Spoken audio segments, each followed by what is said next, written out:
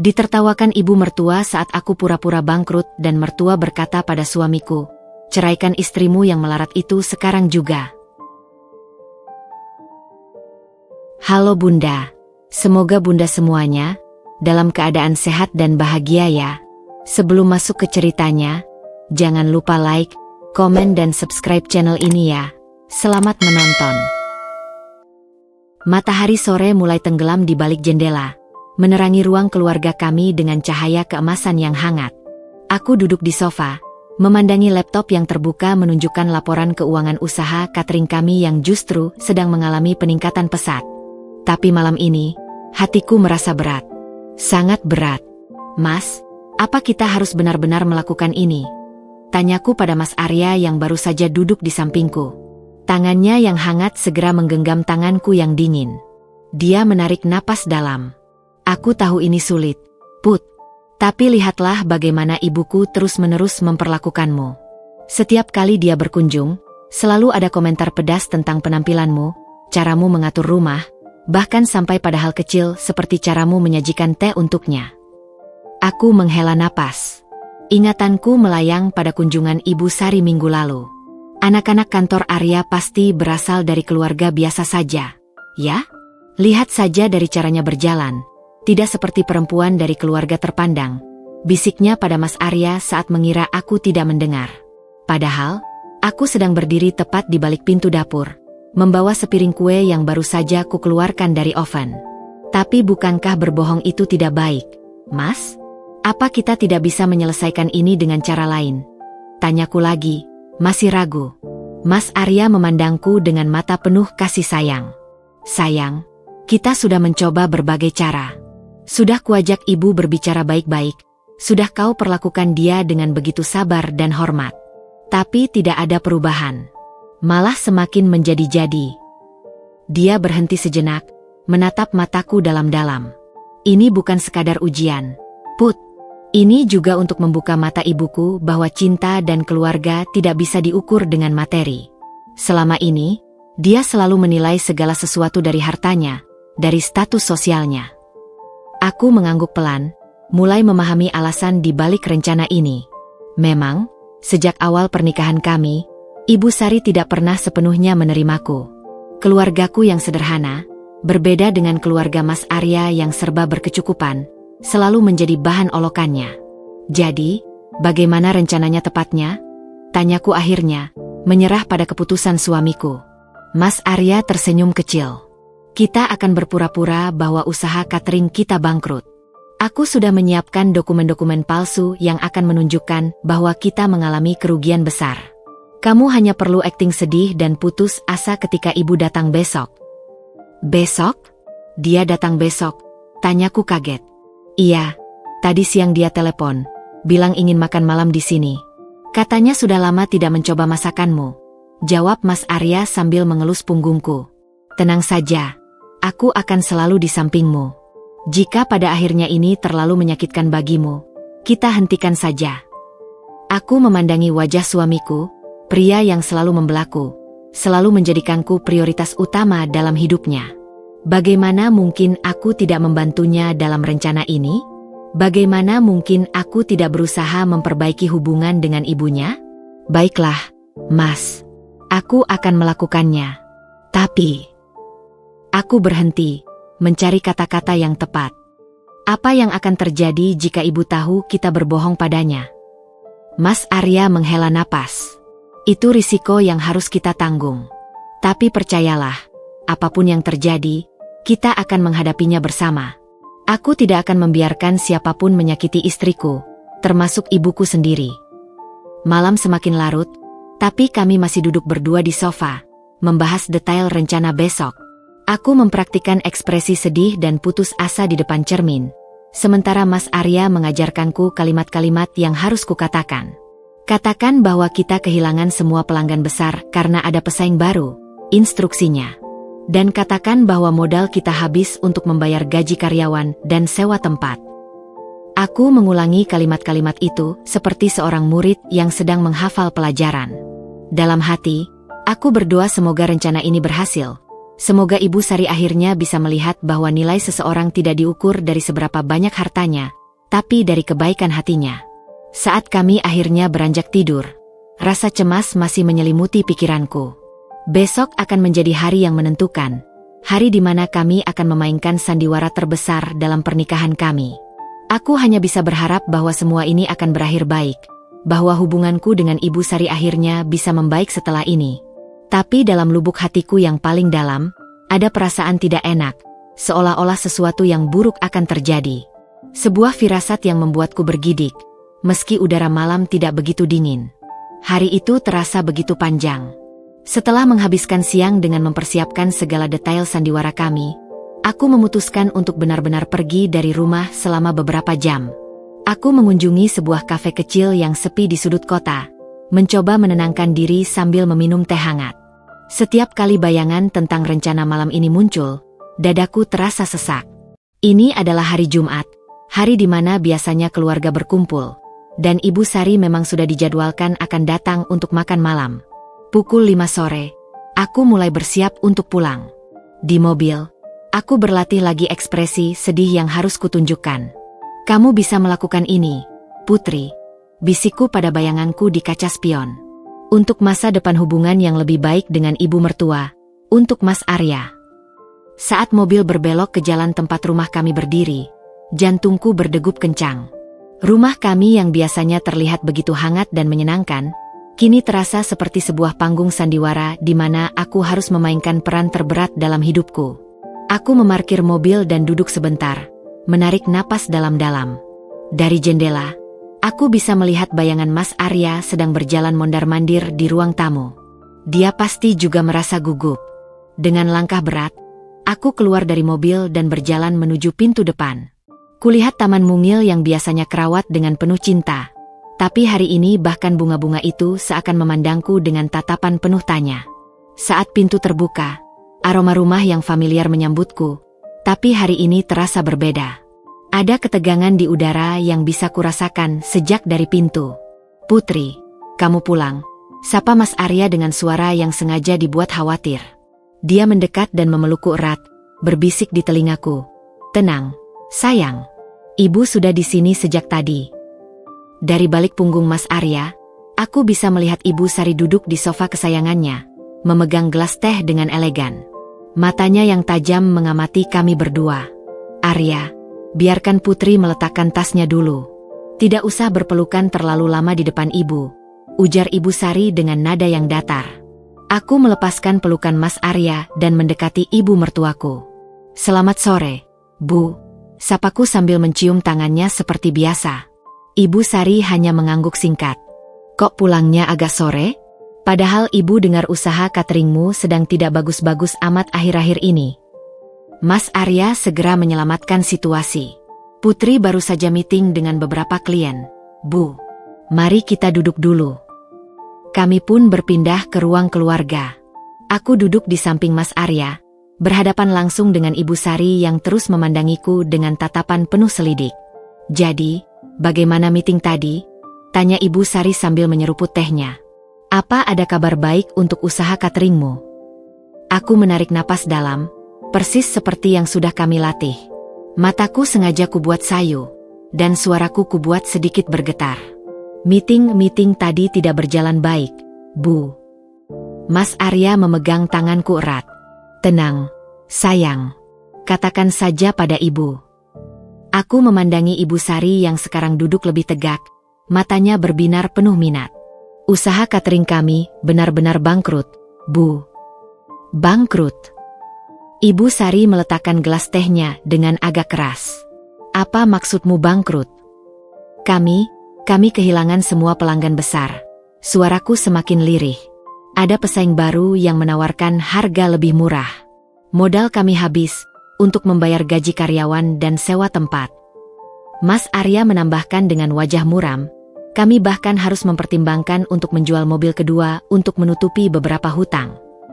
Ibu Sari terdiam sejenak, matanya berkeliling melihat ruang keluarga kami yang sederhana namun nyaman. Aku bisa hampir melihat roda-roda di kepalanya berputar, menganalisis situasi, menghitung kerugian. Tapi minggu lalu ibu dengar kamu baru saja dapat pesanan besar untuk acara perusahaan. Tanyanya penuh curiga. Aku menggigit bibir bawah. Ini adalah pertanyaan yang sudah kami antisipasi. Itu pesanan terakhir kami, Bu. Dan uangnya sudah langsung digunakan untuk melunasi hutang pada supplier. Ibu Sari menghela napas panjang, menggeleng-gelangkan kepala. Dari dulu ibu sudah bilang, usaha catering itu terlalu riskan. Tapi kamu tidak pernah mendengarkan nasihat ibu. Dia berdiri dan berjalan mendekati jendela, membelakangi kami. Arya, ibu sudah sering bilang, lebih baik Putri jadi ibu rumah tangga saja. Lihat sekarang, bukannya membantu, malah bikin hutang. Bu, ini bukan salah Putri sendiri, bantah Mas Arya dengan suara tegas. Saya juga yang mendukungnya membuka usaha ini. Ibu Sari berbalik. Wajahnya menunjukkan ekspresi yang tidak bisa kubaca. Ada sedikit kemenangan? Atau mungkin kepuasan? Aku tidak yakin. Ya, sudahlah. Apa yang terjadi sudah terjadi, ujarnya akhirnya. Sekarang kalian berdua harus memikirkan bagaimana cara membayar semua hutang ini. Aku menundukkan kepala, mencoba menyembunyikan air mata yang mulai menggenang di mata. Ini lebih sulit dari yang kubayangkan. Melihat reaksi Ibu Sari yang justru tampak hampir senang mendengar kabar buruk kami, membuat hatiku terasa sakit. Kami akan berusaha, Bu, bisikku pelan. Ibu Sari mendekatiku dan berdiri tepat di depanku. Berusaha? Dengan apa?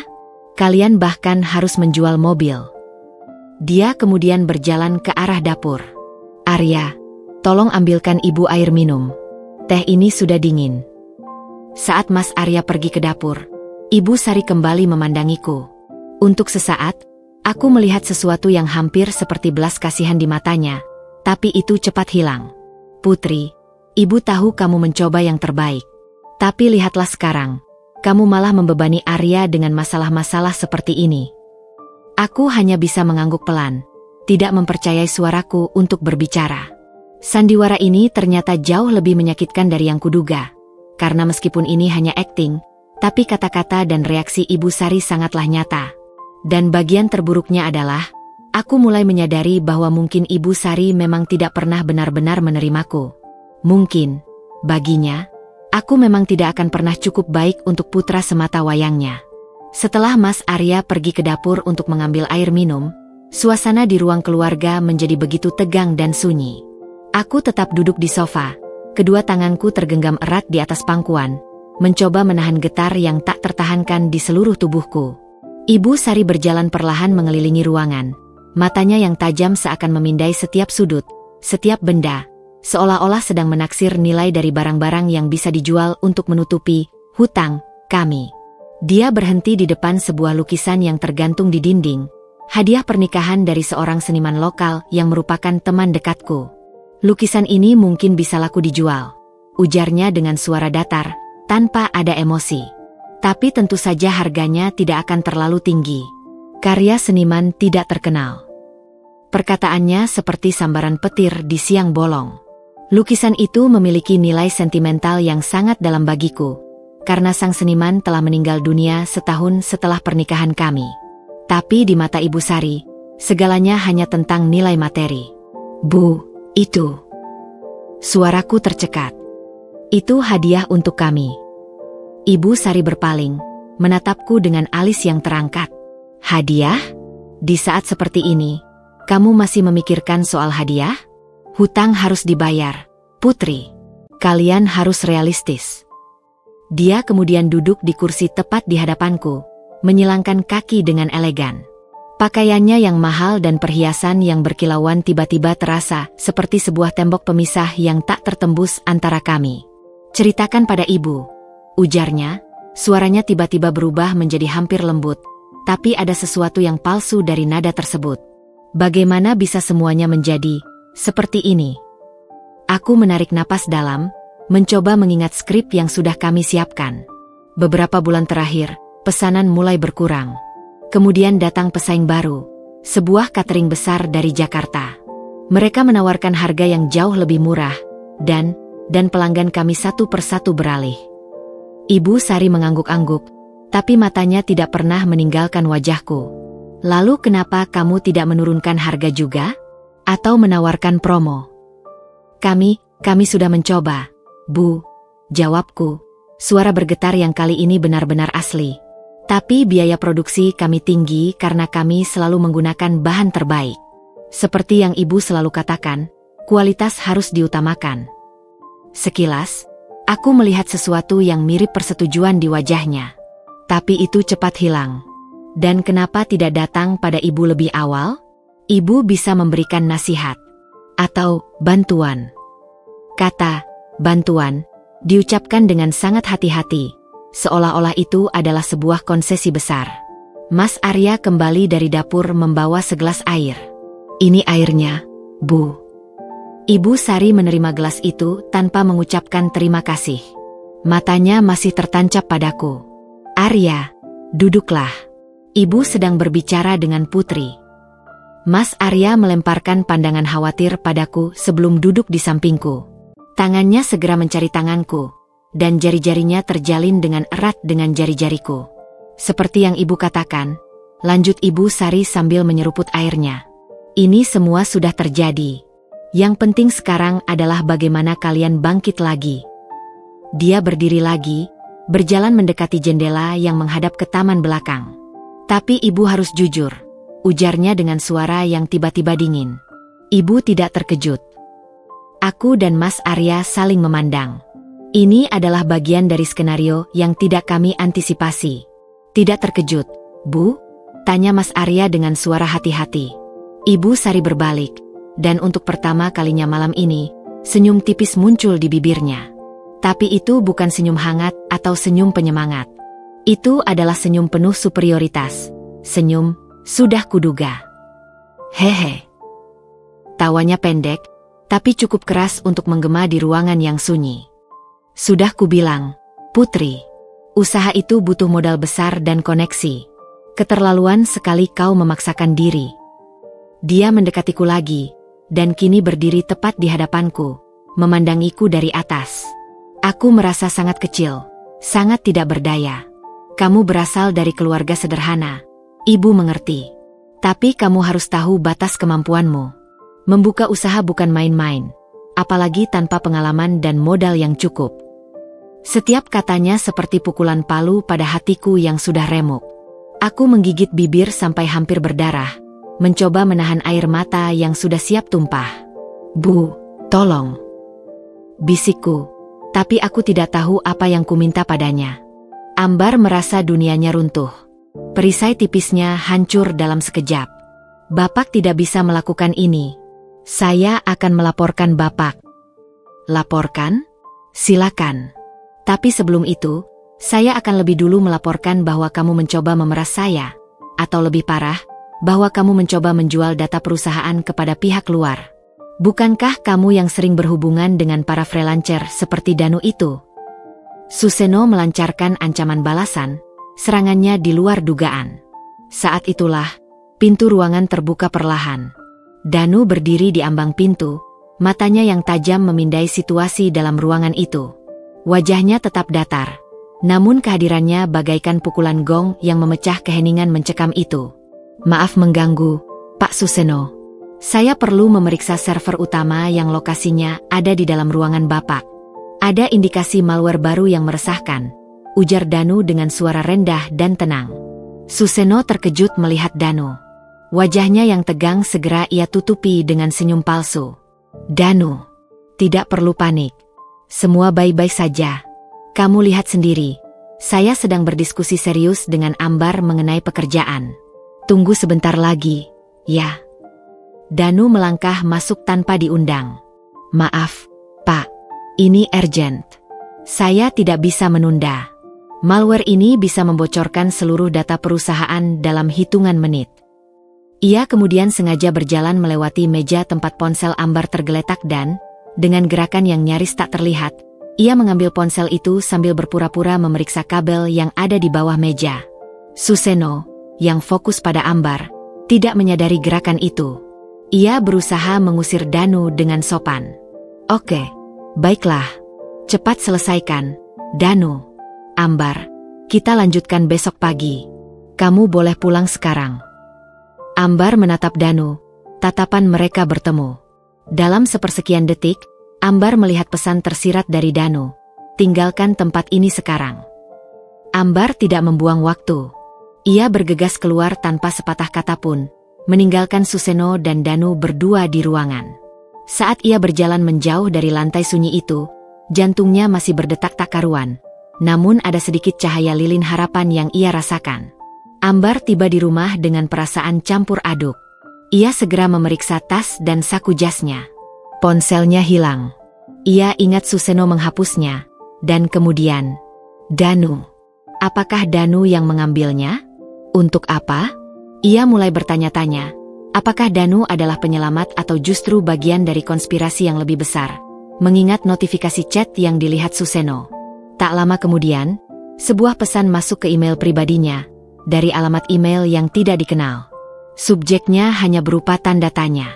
Ambar membukanya dengan tangan gemetar. Isi pesan. Ambar, ini Danu. Ponselmu aman bersamaku.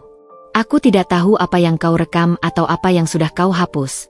Tapi aku menyimpan salinan mentah dari percakapanmu. Percaya atau tidak, rekamanmu itu masih utuh di server. Sebelum Suseno menghapusnya di ponsel. Ia terlalu fokus pada emosinya. Kau benar. Ada yang tidak beres dengan Suseno. Dan ini bukan hanya tentang pelecehan. Ini jauh lebih besar. Jika kau ingin keadilan, temui aku besok malam di kafe kopi senja, pukul 7. Jangan beritahu siapapun. Jangan pernah kembali ke kantor itu untuk saat ini. Aku tahu apa yang akan dia lakukan selanjutnya. Pesan itu bagaikan embun di padang gersang bagi Ambar. Hatinya yang hancur kini merasakan sedikit kekuatan kembali. Danu bukan hanya ahli IT yang diam. Ia adalah mata-mata. Ia tahu segalanya. Ia telah memperingatkan Ambar secara halus sejak awal. Ambar menyandarkan punggung ke dinding, mengepalkan tangan, tekadnya kini membaja. Suseno telah merenggut kehormatan dan kenyamanannya. Ia tidak akan membiarkan itu berlalu. Tunggulah pembalasanku yang pedih, Suseno. Danu atau bukan, aku akan menemukan kebenaran ini. Janji Ambar dalam hati, menatap layar email yang menyala. Sebuah aliansi yang dipaksakan oleh nasib dan dendam baru saja akan dimulai. Malam berikutnya, udara Jakarta terasa berat, seolah ikut menanggung beban kecemasan Ambar. Ia duduk di sudut tersembunyi kafe kopi senja, sebuah kedai kecil yang remang-remang, dihiasi lampu temaram yang menggantung seperti kunang-kunang. Jantungnya berdebar kencang, menanti kedatangan Danu, pria misterius yang kini menjadi satu-satunya pintu harapannya. Tepat pukul 7 malam, Danu muncul. Ia mengenakan jaket yang sama, namun kali ini terlihat lebih waspada. Ia tidak langsung menghampiri meja Ambar, melainkan memindai sekeliling kafe dengan matanya yang setajam elang, memastikan tidak ada yang mengikuti. Setelah yakin, barulah ia duduk di hadapan Ambar. Terima kasih sudah datang, Ambar. Kau tepat waktu, sapa Danu. Suaranya pelan nyaris berbisik. Ambar tidak membuang waktu untuk basa-basi. Langsung saja, Danu. Ponselku? Dan apa maksudmu rekaman itu utuh di server? Suseno menghapusnya di depan mataku. Danu mengeluarkan ponsel Ambar dari tas kecilnya dan meletakkannya di meja. Aku memasang skrip kecil di ponselmu saat aku berpura-pura memeriksa kabel di ruang Suseno. Begitu rekaman itu dimulai, secara otomatis ia membuat salinan cadangan yang tersimpan di cloud terenkripsi sebelum Suseno sempat menekan tombol hapus. Suseno hanya menghapus salinan lokal. Danu menyodorkan earphone kecil. Dengarkan sendiri. Semuanya ada. Ambar memasang earphone itu dan menekan tombol play pada file yang ia kira telah musnah. Suara percakapan malam itu, suara rayuan Suseno yang menjijikkan, penolakan tegasnya, hingga ancaman Suseno, kembali menggema di telinganya. Air matanya menetes, bukan karena sedih, tapi karena lega bercampur marah. Bukti itu nyata. Kau hebat, Danu. Tapi kenapa kau melakukan ini? Tanya Ambar setelah melepaskan earphone. Danu menyesap kopinya, ekspresinya tetap datar. Namun ada sedikit bayangan emosi yang melintas. Seperti yang kubilang di email. Ini bukan hanya tentangmu, Ambar. Aku sudah mengamati Suseno sejak lama. Perlakuan keji yang ia lakukan padamu adalah dejavu yang menyakitkan. Dejavu? Ya, 3 tahun lalu, ada seorang karyawati yang diperlakukan persis sepertimu, tapi ia tidak sekuat dirimu. Ia tidak bisa melawan, dan ia berakhir bunuh diri.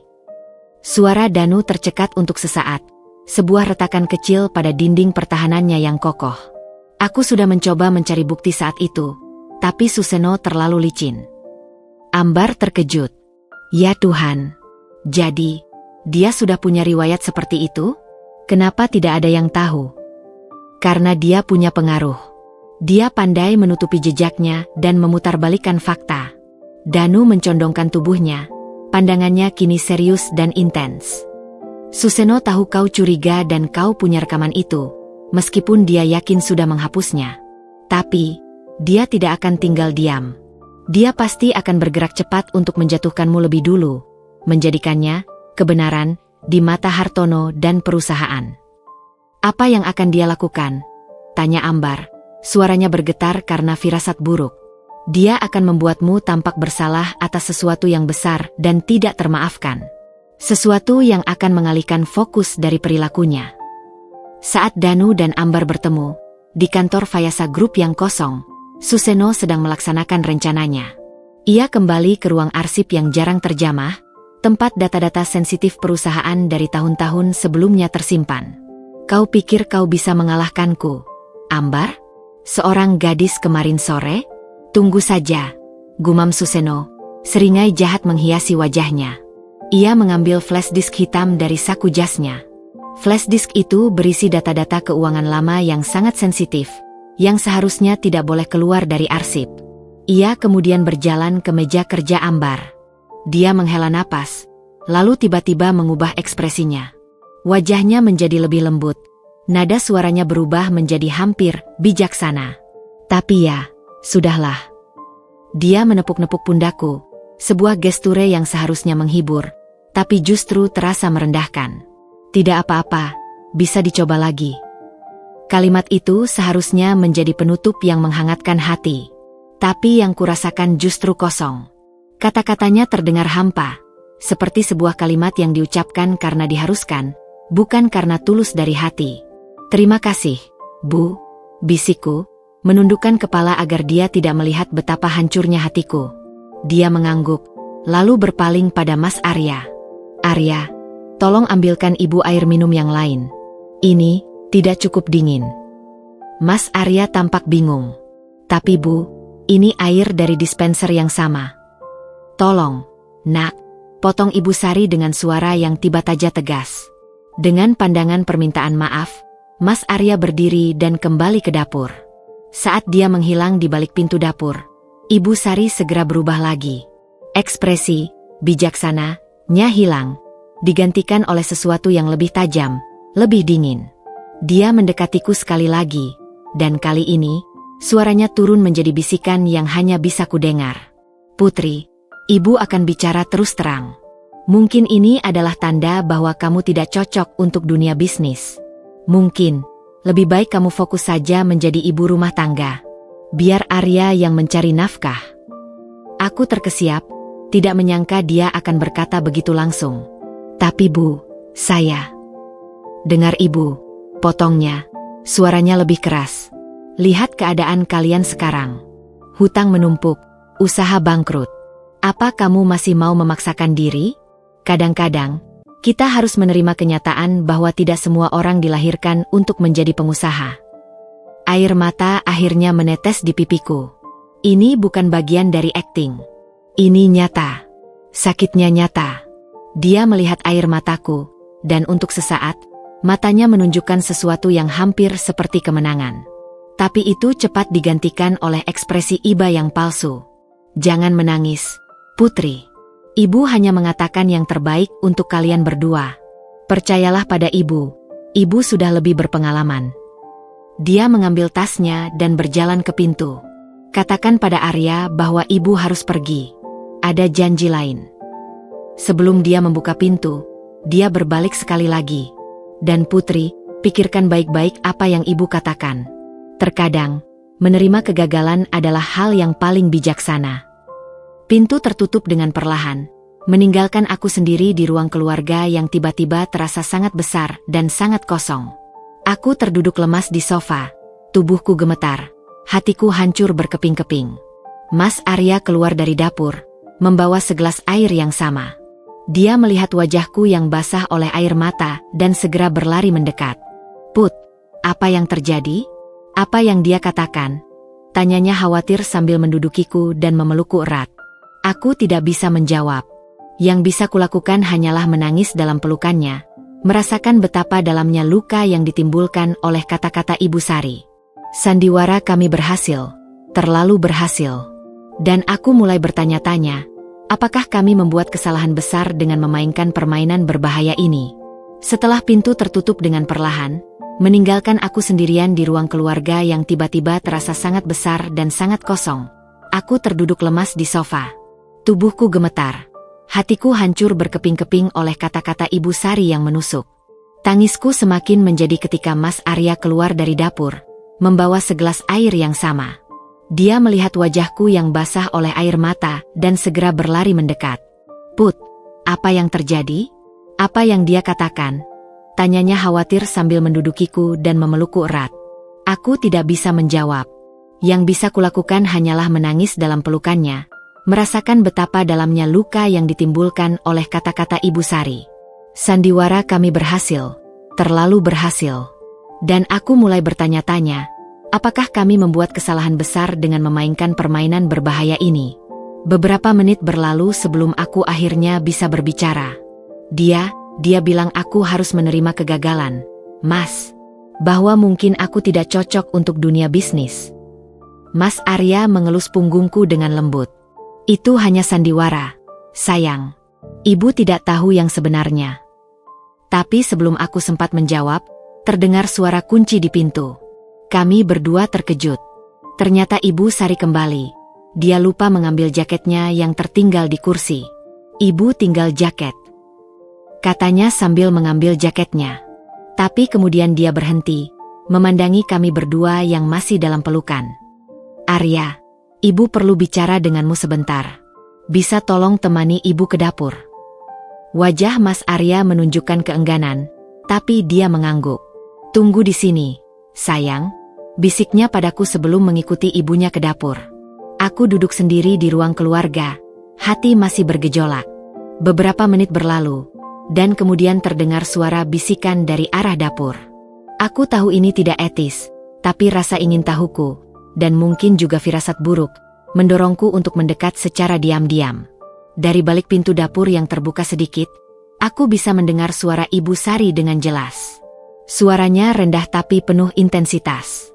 "Arya, dengarkan Ibu. Lihat sendiri akibatnya. Ceraikan istrimu yang melarat itu sekarang juga." Dadaku seakan dihantam batu. Kata "melarat" itu menggantung di udara, tajam dan kejam. Aku menahan napas, berusaha tidak membuat suara. "Bu, jangan bicara seperti itu," protes Mas Arya, suaranya tegang. "Dia tidak akan pernah bisa membawa kemajuan untukmu," desis Ibu Sari. "Lihat keadaan kalian sekarang. Hutang menumpuk, usaha bangkrut. Apa kamu mau hidup menderita seperti ini selamanya? Kami akan bangkit lagi, Bu.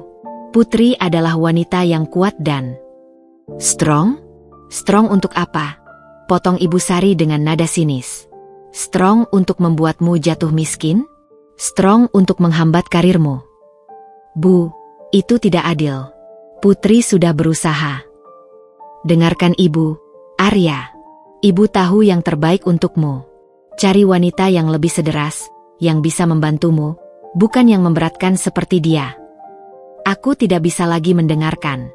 Lututku terasa lemas, dan aku harus bersandar di dinding untuk menahan tubuhku yang gemetar. Air mata mengalir deras di pipiku, tapi kali ini bukan air mata sedih.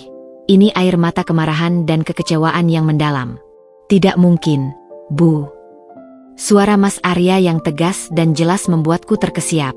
Dia mengatakannya dengan volume normal, seolah ingin memastikan aku mendengarnya dari ruang keluarga. "Putri bukan beban, Bu. Dia adalah istri saya. Kaya atau miskin, sukses atau bangkrut, itu tidak penting. Saya mencintainya, dan kami akan melalui ini bersama-sama. Arya, jangan bodoh. Tidak, Bu. Justru di saat seperti inilah komitmen kami diuji. Saya tidak akan pernah meninggalkannya. Tidak sekarang, tidak pernah. Aku mendengar langkah kaki mendekat. Mas Arya keluar dari dapur. Wajahnya merah karena emosi yang ditahan. Dia langsung menuju ke arahku dan memelukku erat. Ibu seharusnya tidak berkata seperti itu, katanya, kali ini dengan suara yang sengaja dikeraskan agar ibunya mendengar. Putri adalah bagian dari keluarga ini. Dia telah membahagiakan saya dengan cara yang tidak bisa diukur dengan uang. Ibu Sari keluar dari dapur. Wajahnya pucat karena kegerahan dan malu. Dia tidak menyangka putranya akan membelaku sebegitu beraninya. Arya, ibu hanya menginginkan yang terbaik untukmu. Yang terbaik untuk saya adalah istri saya. Bu, potong Mas Arya, masih memelukku erat. Rumah ini adalah rumah saya dan Putri. Hormati keputusan saya dan hormati istri saya. Ibu Sari terlihat seperti ingin mengatakan sesuatu lagi, tapi kemudian menghela napas panjang. Dengan wajah yang masih dipenuhi rasa tidak percaya, dia mengambil jaketnya dan berjalan ke pintu.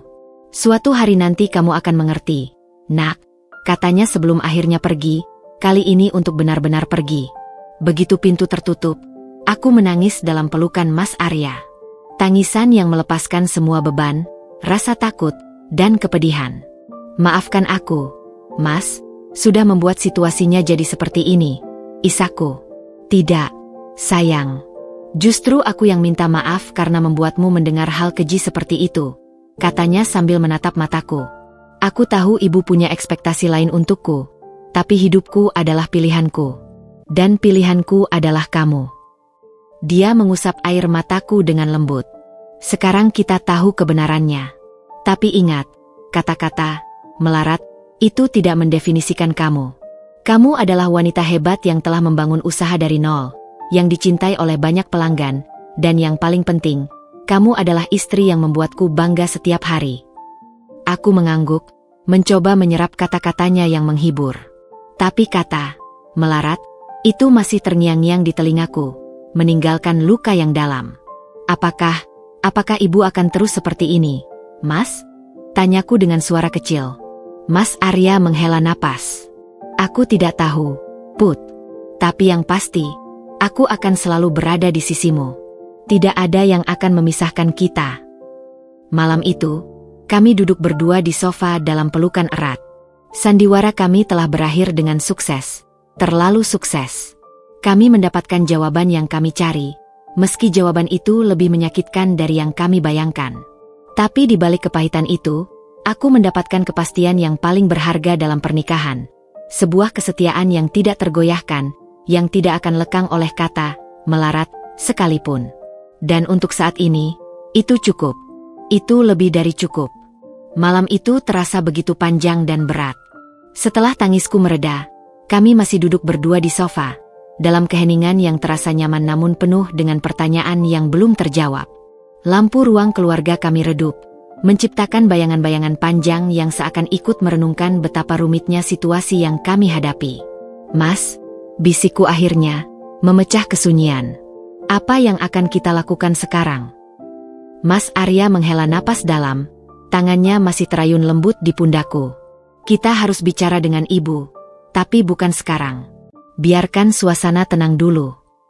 Aku tidak menyangka dia akan berkata sekejam itu. Ucapku, suaraku masih serak. Kata, melarat, itu, rasanya seperti ditusuk pisau. Dia memelukku lebih erat. Aku tahu, sayang. Aku juga terkejut mendengarnya. Tapi ingat, kata-kata itu hanya mencerminkan siapa dia, bukan siapa kamu. Kami duduk dalam diam beberapa saat lagi, masing-masing tenggelam dalam pikiran kami sendiri. Kemudian, telepon Mas Arya berdering. Dari ekspresion wajahnya, aku tahu itu adalah Ibu Sari. Biarkan saja, katanya sambil mematikan dering telepon. Kita butuh waktu untuk memproses semua ini dulu. Tapi telepon itu terus berdering. Derungannya yang tak henti seakan mencerminkan kegigihan Ibu Sari yang tidak mudah menyerah. Mungkin lebih baik kau jawab, Mas, saranku akhirnya. Dia tidak akan berhenti sebelum berbicara denganmu. Dengan wajah yang berat, Mas Arya akhirnya mengangkat telepon. Ibu. Aku bisa mendengar suara Ibu Sari yang terdengar panik dan marah dari seberang telepon, meski tidak jelas kata-katanya. Tidak, Ibu. Saya tidak akan mendiskusikan ini sekarang, kata Mas Arya dengan tegas. Saya butuh waktu untuk memproses kata-kata Ibu tadi. Suara Ibu Sari semakin keras, dan kali ini aku bisa mendengar sepenggal kalimat. Hanya menginginkan yang terbaik untukmu. Menghina istri saya bukan cara yang tepat untuk menunjukkan bahwa ibu menginginkan yang terbaik untuk saya, balas Mas Arya, suaranya mulai meninggi. Ibu menyuruh saya menceraikan Putri hanya karena kami mengalami kesulitan keuangan? Itu tidak masuk akal. Aku menarik napas dalam, mencoba menenangkan diri. Mendengar pembicaraan ini terasa menyakitkan, tapi aku tahu ini perlu. Tidak, Ibu. Saya tidak akan datang besok. Saya butuh ruang, kata Mas Arya sebelum akhirnya menutup telepon dengan agak keras. Dia melempar teleponnya ke sofa dan mengusap wajahnya dengan kedua tangan. Dia ingin bertemu besok untuk membicarakan ini dengan kepala dingin. Dan menurutmu? Tanyaku hati-hati. Menurutku dia hanya ingin melanjutkan argumennya dengan cara yang berbeda, jawabnya sambil menggeleng. Aku kenal ibu, Put. Dia tidak akan mudah menyerah. Keesokan harinya, kami memutuskan untuk tidak pergi kerja. Usaha catering kami sebenarnya berjalan normal, tapi kami memberitahu staf bahwa kami sedang ada urusan keluarga mendadak. Pagi itu, kami duduk di meja makan, mencoba menikmati sarapan meski suasana hati masih berat. Tiba-tiba, bel pintu berbunyi. Dari jendela, aku bisa melihat Ibu Sari berdiri di depan pintu dengan wajah yang tampak lelah. Dia di sini. Bisikku pada Mas Arya. Dia mengangguk pelan. Biarkan aku yang bicara dulu. Saat pintu terbuka, Ibu Sari langsung masuk tanpa menunggu diundang. Matanya bengkak, seperti kurang tidur. Arya, kita harus bicara, katanya, hampir tidak memperhatikan kehadiranku. Silakan duduk, Bu, kata Mas Arya dengan sopan tapi dingin. Ibu Sari duduk di kursi makan, tangannya tergenggam erat di atas meja. Arya, ibu minta maaf untuk kata-kata ibu kemarin. Tapi ibu harap kamu mengerti, semua yang ibu katakan berasal dari kekhawatiran ibu padamu. Mas Arya duduk di seberangnya, sementara aku memilih untuk berdiri dekat pintu, tidak yakin harus berada di posisi mana. Ibu, mendengar ibu menyuruh saya menceraikan istri saya, apapun alasannya, sangat menyakitkan, kata Mas Arya dengan suara rendah tapi penuh tekanan. Ibu tahu, Nak. Tapi kamu harus melihat dari sudut pandang ibu. Lihat keadaanmu sekarang. Tidak, Ibu, potong Mas Arya. Kamu tidak tahu. Kamu tidak melihat bagaimana Putri telah membahagiakan hidup saya. Kamu tidak melihat bagaimana dia mendukung saya dalam segala hal. Kamu hanya melihat hal-hal materi. Ibu Sari tampak terkejut dengan ketegasan putranya. Tapi hidup tidak hanya tentang kebahagiaan semu, Arya. Hidup tentang kemapanan, tentang masa depan. Dan menurut ibu, kebahagiaan saya dengan Putri adalah semu? Tanya Mas Arya, suaranya mulai bergetar. Ibu benar-benar tidak mengerti, ya? Aku ingin ikut berbicara, tapi sesuatu membuatku diam. Ini adalah percakapan antara ibu dan anak, dan aku merasa perlu memberi mereka ruang. Ibu mengerti bahwa kamu mencintainya, tapi... Tidak ada, tapi... Ibu, selama Mas Arya lagi, cinta saya pada Putri tidak bersyarat. Tidak seperti cinta ibu yang penuh dengan ekspektasi dan syarat. Ibu Sari terkesiap, wajahnya memucat. Arya, jangan berkata seperti itu pada ibu. Lalu bagaimana seharusnya saya berkata, Ibu? Tanyanya, kini dengan suara yang lebih tinggi. Ibu dengan mudah menyuruh saya mencampakkan wanita yang telah membawa begitu banyak kebahagiaan dalam hidup saya, hanya karena kami mengalami kesulitan keuangan? Itu namanya cinta. Ibu hanya... Ibu Sari tampak kehilangan kata-kata untuk pertama kalinya. Mas Arya berdiri, wajahnya penuh dengan emosi yang tertahan. Ibu, saya akan katakan ini sekali lagi dan semoga yang terakhir kalinya. Putri adalah istri saya. Dia bukan beban, dia bukan penghambat, dan dia pasti bukan wanita melarat, seperti yang ibu sebut. Dia berjalan mendekatiku dan menarik tanganku. Dia adalah wanita yang saya cintai, yang telah membangun hidup bersama saya, dan yang akan tetap bersama saya dalam susah dan senang. Ibu Sari melihat kami berdua, matanya berkaca-kaca. Jadi kamu memilih dia daripada ibu? Ini bukan soal memilih, ibu, jawab Mas Arya dengan lembut tapi tegas. Ini soal menghormati pilihan hidup saya. Saya berharap ibu bisa menerima Putri seperti ibu menerima saya. Suasana menjadi hebat. Ibu Sari tampak sedang berperang dengan dirinya sendiri antara ego dan keinginan untuk mempertahankan hubungan dengan putranya.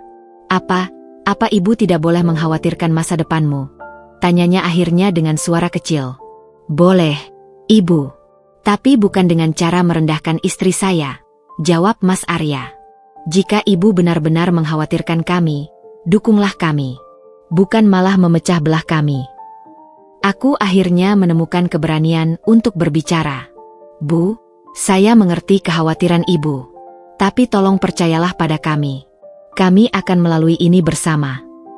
Ibu Sari memandangiku untuk pertama kalinya sejak dia datang pagi itu. Ada sesuatu yang berbeda di matanya. Mungkin bukan penerimaan, tapi setidaknya bukan kebencian lagi.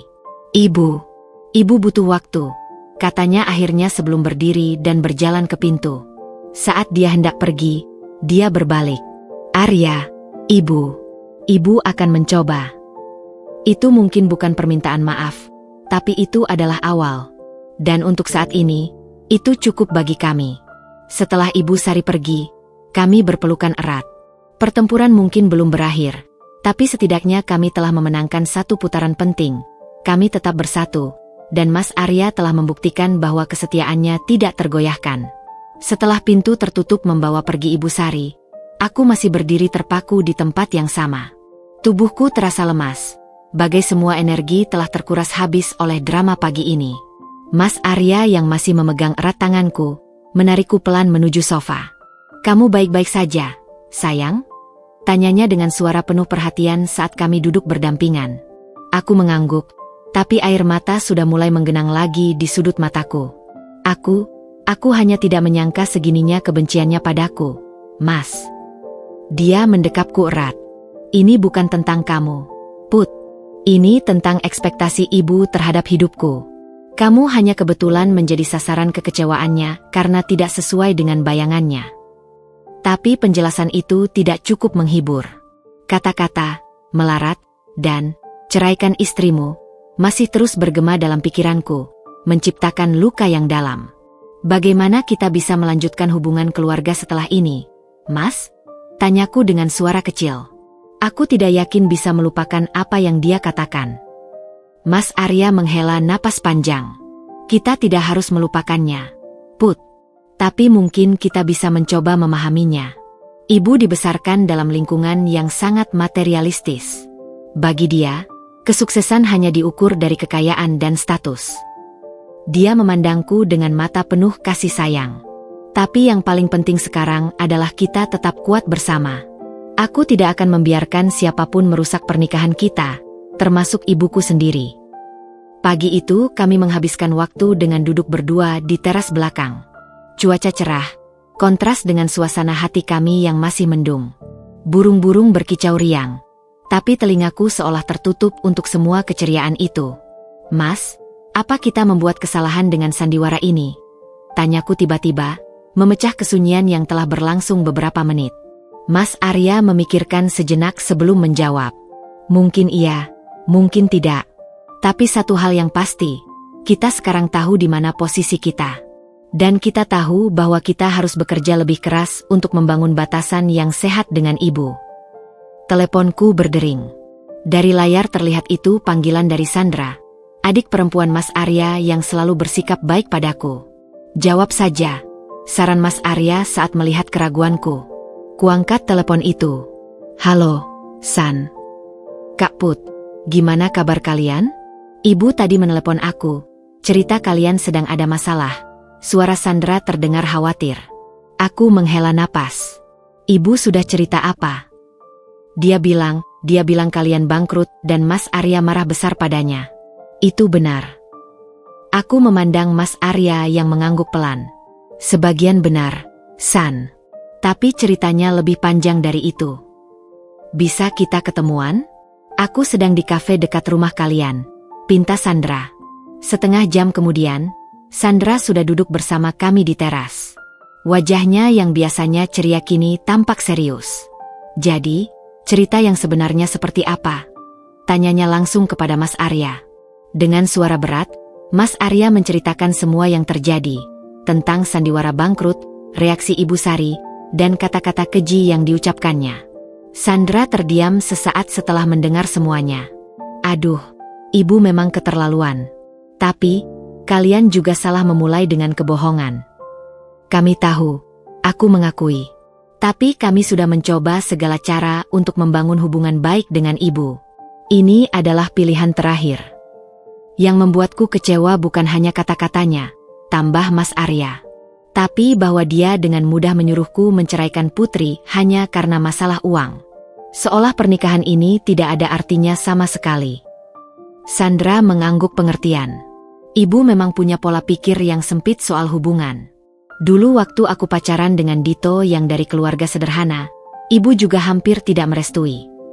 Tapi dia tidak pernah menyuruhmu untuk meninggalkan Dito, kan? Tanyaku. Tidak separah itu, akui Sandra. Mungkin karena aku perempuan, jadi ekspektasinya berbeda. Tapi untuk Mas Arya sebagai anak laki-laki satu-satunya, ibu memang selalu punya standar yang tidak masuk akal. Percakapan dengan Sandra sedikit menenangkanku. Setidaknya ada satu anggota keluarga yang memahami posisi kami. Setelah Sandra pergi, aku dan Mas Arya duduk kembali di teras. Matahari sudah mulai tinggi, tapi kami masih belum memiliki semangat untuk melakukan apapun. Put, aku punya usul, kata Mas Arya tiba-tiba. Bagaimana kalau kita benar-benar liburan? Jauh dari semua ini selama beberapa hari.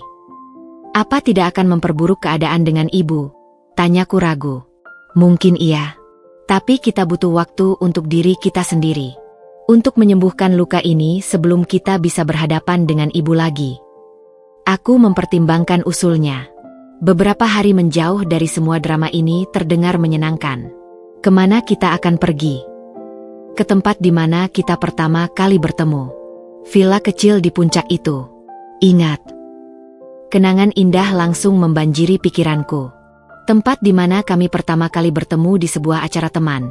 Di mana Mas Arya mendekatiku dan berkata bahwa mataku berbinar seperti bintang di kegelapan. Tapi usaha catering. Protesku lemah. Sudah kuhubungi manajer kita tadi pagi. Dia bilang semuanya under control.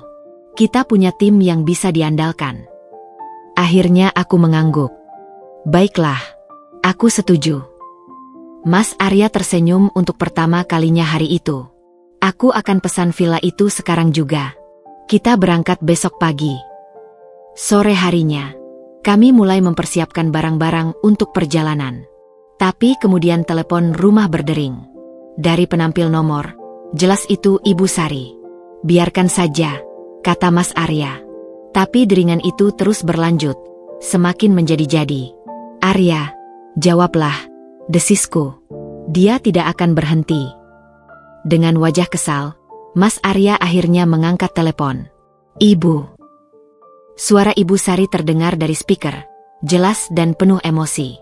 Arya, kenapa kamu tidak memberitahu ibu kalau kalian mau pergi?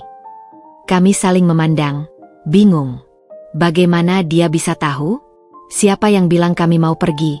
Tanya Mas Arya hati-hati. Sandra. Dia cerita kalau kalian butuh waktu untuk sendiri. Tapi pergi sekarang bukan solusi, nak. Ibu, ini bukan tentang mencari solusi. Ini tentang menyelamatkan pernikahan kami dari tekanan yang ibu berikan. Tekanan? Ibu hanya ingin membantu. Dengan menyuruh saya menceraikan istri saya, suara Mas Arya mulai meninggi. Itu namanya membantu. Ibu sudah minta maaf untuk kata-kata itu. Apa kamu tidak bisa memaafkan ibu? Maafkan ya, tapi lupakan tidak, jawab Mas Arya tegas. Dan sekarang, ibu, tolong beri kami waktu. Kami akan pergi beberapa hari, dan ketika kembali, mudah-mudahan kita semua sudah lebih tenang untuk berbicara. Dia menutup telepon sebelum Ibu Sari sempat membalas. Malam itu, kami berkemas dalam diam. Masing-masing tenggelam dalam pikiran kami sendiri. Tapi ketika kami berbaring di tempat tidur, Mas Arya menarikku dekat. Apapun yang terjadi, kita melalui ini bersama, bisiknya di kegelapan. Bersama, balasku, merasakan sedikit kedamaian untuk pertama kalinya sejak drama ini mulai. Kekecewaan masih menggelayuti hati kami, tapi setidaknya kami memiliki satu sama lain. Dan untuk saat ini, itu adalah satu-satunya hal yang penting. Pagi di puncak begitu menenangkan. Kabut tipis masih menyelimuti pepohonan hijau yang mengelilingi villa kayu tempat kami menginap. Aku berdiri di balkon kamar, menikmati secangkir teh hangat sambil memandang matahari pagi yang mulai menembus kabut. Untuk pertama kalinya dalam beberapa hari, napasku terasa lega. "Sudah sarapan, sayang?" Suara Mas Arya memanggil dari dalam. Dia sedang menyiapkan meja makan kecil di sudut ruangan dengan berbagai buah dan roti panggang. Kami duduk bersama, menikmati keheningan yang damai. Tidak ada telepon yang berdering, tidak ada konflik keluarga, hanya kami berdua dan alam yang menenangkan. "Seharusnya kita lebih sering melakukan ini," ucapku sambil mengoleskan selai pada roti panggang. Mas Arya tersenyum. "Iya. Kadang kita terlalu sibuk dengan urusan sehari-hari sampai lupa menghabiskan waktu berdua seperti ini." Tapi kedamaian itu tidak berlangsung lama. Saat kami sedang membereskan meja makan, dering telepon genggam Mas Arya memecah kesunyian. Dari ekspresi wajahnya, aku tahu itu Ibu Sari lagi. "Dia tidak pernah menyerah, ya?" katanya sambil menggeleng sebelum akhirnya menjawab telepon. "Ibu." Aku bisa mendengar suara Ibu Sari yang terdengar tidak seperti biasanya. Lebih lembut, hampir merengek. "Arya, Ibu tahu kalian sedang di puncak. Ibu ingin datang ke sana untuk minta maaf secara langsung." Mas Arya memandangku, matanya menanyakan pendapatku. Aku menggeleng pelan. "Tidak usah, Bu. Kami hanya butuh beberapa hari sendiri," jawab Mas Arya. "Tapi Ibu sudah sampai di gerbang kompleks ini. Ibu tidak tahu villa mana yang kalian sewa." Suara Ibu Sari terdengar semakin panik. Mata Mas Arya melebar. "Ibu di sini? Bagaimana Ibu tahu alamatnya?" "Sandra yang kasih tahu. Tolong, Nak, beri Ibu kesempatan untuk memperbaiki semuanya." Dengan wajah frustasi, Mas Arya akhirnya memberitahu nomor villanya. Setelah menutup telepon, dia menarik napas panjang. "Maaf, Put. Seharusnya aku tidak memberitahunya." "Sudah tidak apa-apa," kataku, meski hatiku berdebar-debar. "Mungkin ini untuk yang terbaik. Biar kita selesaikan sekali untuk selamanya." 15 menit kemudian, terdengar ketukan di pintu. Ibu Sari berdiri di sana dengan membawa beberapa kardus berisi makanan dan buah-buahan. Dia terlihat lebih tua dari biasanya, dengan lingkaran hitam di bawah matanya. "Selamat pagi," katanya, masuk tanpa menunggu diundang. Matanya melirik sekeliling villa dengan cepat, seolah menilai. "Silakan duduk, Bu," ucap Mas Arya dengan sopan tapi tetap menjaga jarak. Ibu Sari duduk di sofa, tangannya terlihat gemetar. "Villanya bagus," ujarnya, mencoba memulai percakapan. "Terima kasih, Bu," jawabku singkat. Suasana menjadi tegang. Beberapa saat berlalu dalam keheningan yang canggung sebelum Ibu Sari akhirnya berbicara. "Arya, Putri, Ibu minta maaf untuk kata-kata Ibu beberapa hari yang lalu." Dia mengatakannya dengan cepat, hampir seperti menghafal. Mas Arya memandangnya tajam. "Kata-kata apa tepatnya, Bu?" Ibu Sari tampak tidak nyaman. Untuk kata-kata yang tidak pantas. "Kata, melarat, dan ceraikan, itu, Bu," tekan Mas Arya. "Itu yang Ibu maksud?" Wajah Ibu Sari memerah. "Iya, untuk kata-kata itu, Ibu minta maaf." Aku duduk diam, memperhatikan bahasa tubuhnya. Matanya tidak pernah benar-benar menatap kami, selalu mengarah ke lantai atau ke jendela. Tangannya terus memainkan ujung syalnya.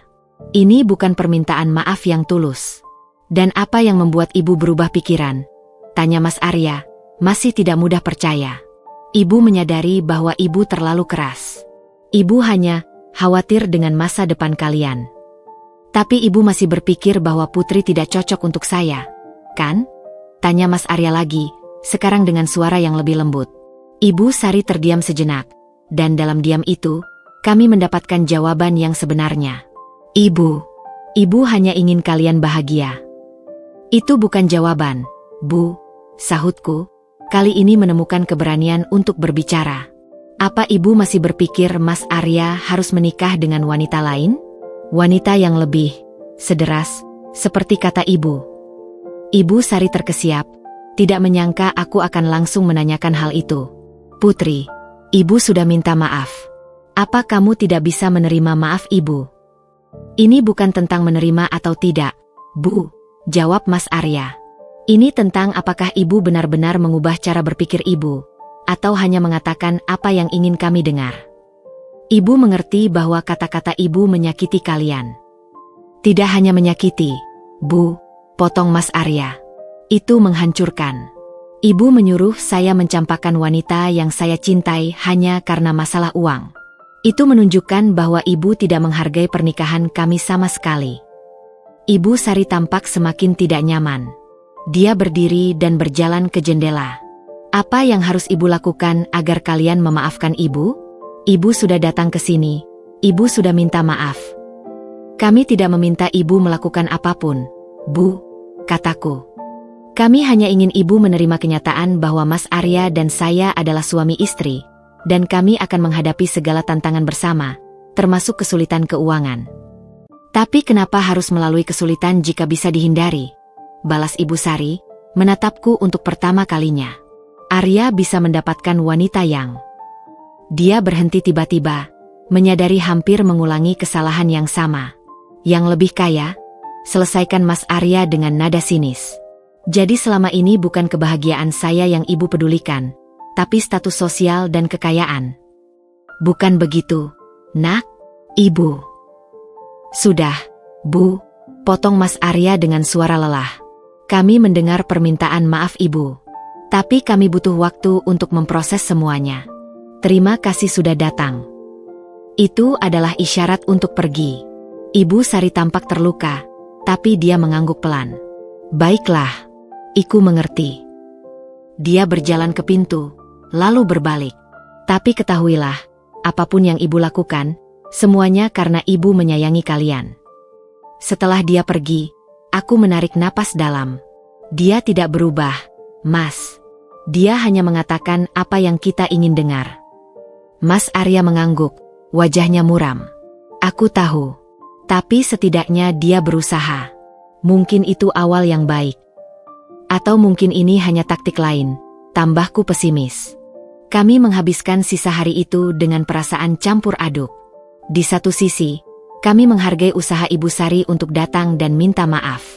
Tapi di sisi lain, kami bisa merasakan bahwa permintaan maaf itu tidak datang dari hati yang tulus. Malam hari, saat kami duduk di depan perapian, Mas Arya memegang tanganku. Apapun yang terjadi, kita akan melalui ini bersama. Jika ibu tidak bisa menerima kenyataan, maka itu kerugiannya, bukan kita. Aku tersenyum kecil. Kadang aku bertanya-tanya, apakah semua ibu mertua seperti ini? Tidak semua, jawabnya sambil memelukku. Tapi yang penting, aku memilihmu. Dan pilihanku tidak akan pernah berubah. Meskipun permintaan maaf Ibu Sari terasa tidak ikhlas, setidaknya itu membuka pintu komunikasi. Dan untuk saat ini, itu adalah satu-satunya kemajuan yang bisa kami harapkan. 2 hari setelah kunjungan Ibu Sari ke villa, kami memutuskan untuk pulang lebih awal. Suasana liburan sudah tidak sama lagi setelah kunjungannya yang meninggalkan rasa tidak nyaman. Perjalanan pulang ke Jakarta dilakukan dalam keheningan. Masing-masing dari kami tenggelam dalam pikiran sendiri. Sesampainya di rumah, kami disambut oleh tumpukan surat dan paket yang tertahan selama kami pergi. Namun, yang paling mencolok adalah dering telepon yang tak henti-hentinya sejak pagi. Mas, telepon lagi, kataku saat menyerahkan ponsel pada Mas Arya untuk kesekian kalinya. Ini Tante Mira.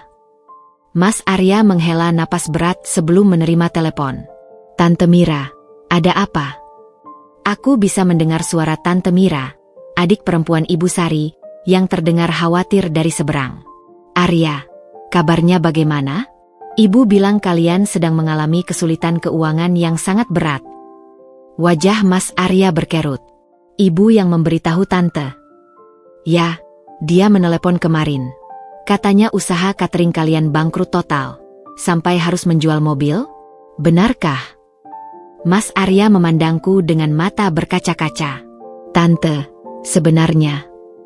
Jangan malu, nak. Keluarga memang harus saling membantu. Tante bisa pinjamkan sedikit uang jika kalian butuh, tawarnya dengan suara tulus. Terima kasih, Tante. Tapi kami baik-baik saja, jawab Mas Arya dengan hati-hati. Begitu telepon ditutup, dia langsung menelepon Sandra. San, ibu sudah menghubungi seluruh keluarga, ya?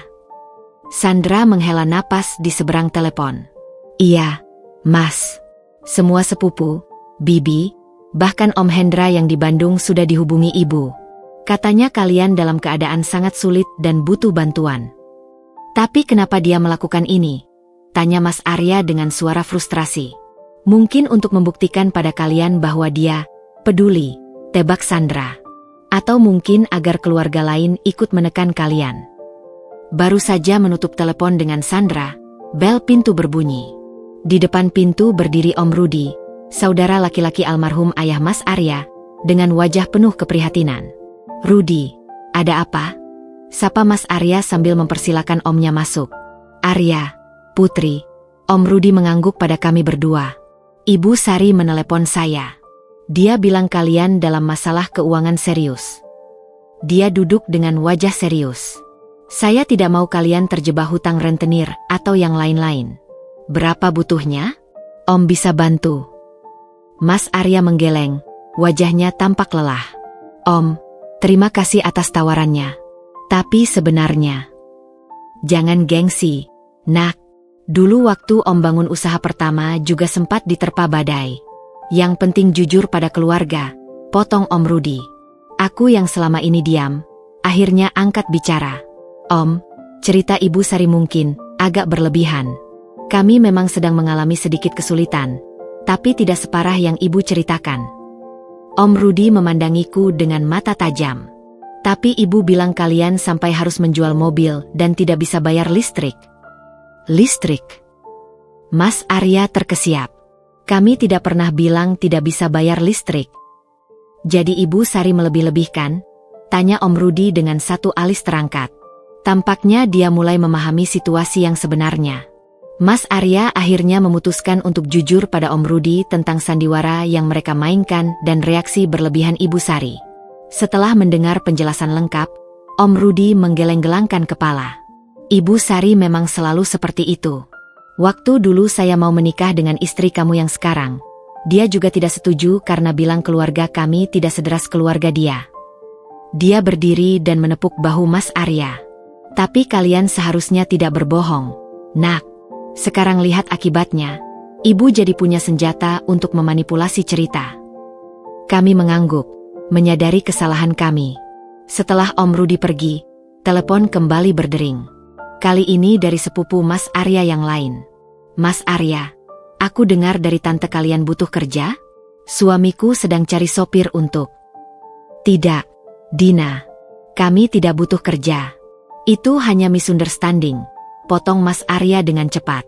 Sepanjang hari itu, setidaknya ada 5 telepon dari keluarga besar yang menawarkan bantuan. Dari meminjamkan uang, menawarkan pekerjaan, sampai menawarkan tempat tinggal jika kami kehilangan rumah. Ini sudah keterlaluan, gerutu Mas Arya sambil meletakkan ponselnya yang kehabisan baterai. Ibu sengaja membuat kami terlihat seperti pengemis di mata keluarga besar. Aku duduk di sampingnya, merasa bersalah. Mungkin kita harus mengakhiri sandiwara ini, Mas. Katakan yang sebenarnya pada keluarga. Dan memberi ibu alasan untuk bilang kita pembohong, tambah Mas Arya. Dia akan bilang kita malu mengakui kegagalan sehingga berbohong pada keluarga. Malam itu, kami mendapat kunjungan kejutan dari Bibi Lisa, kakak perempuan Ibu Sari. Berbeda dengan yang lain, Bibi Lisa datang dengan membawa kue dan teh, tanpa ekspresi prihatin yang berlebihan. "Arya, putri," sapanya hangat. "Ibu dengar kalian sedang diuji." Setelah duduk dan menyeruput teh, Bibi Lisa langsung pada inti. "Ibu tahu Ibu Sari sudah menghubungi seluruh keluarga tentang kesulitan kalian." Mas Arya menghela napas. "Bibi, sebenarnya..." "Tidak usah menjelaskan," potong Bibi Lisa dengan senyum bijak. "Saya kenal adik saya lebih dari siapapun. Dia selalu menggunakan kepedulian sebagai senjata untuk mengontrol. Dia memandiku dengan lembut. Dia tidak pernah bisa menerima bahwa Arya memilih wanita yang dicintainya, bukan wanita pilihannya." "Jadi Bibi tidak percaya cerita ibu?" tanyaku penuh harap. Bibi Lisa terkekeh.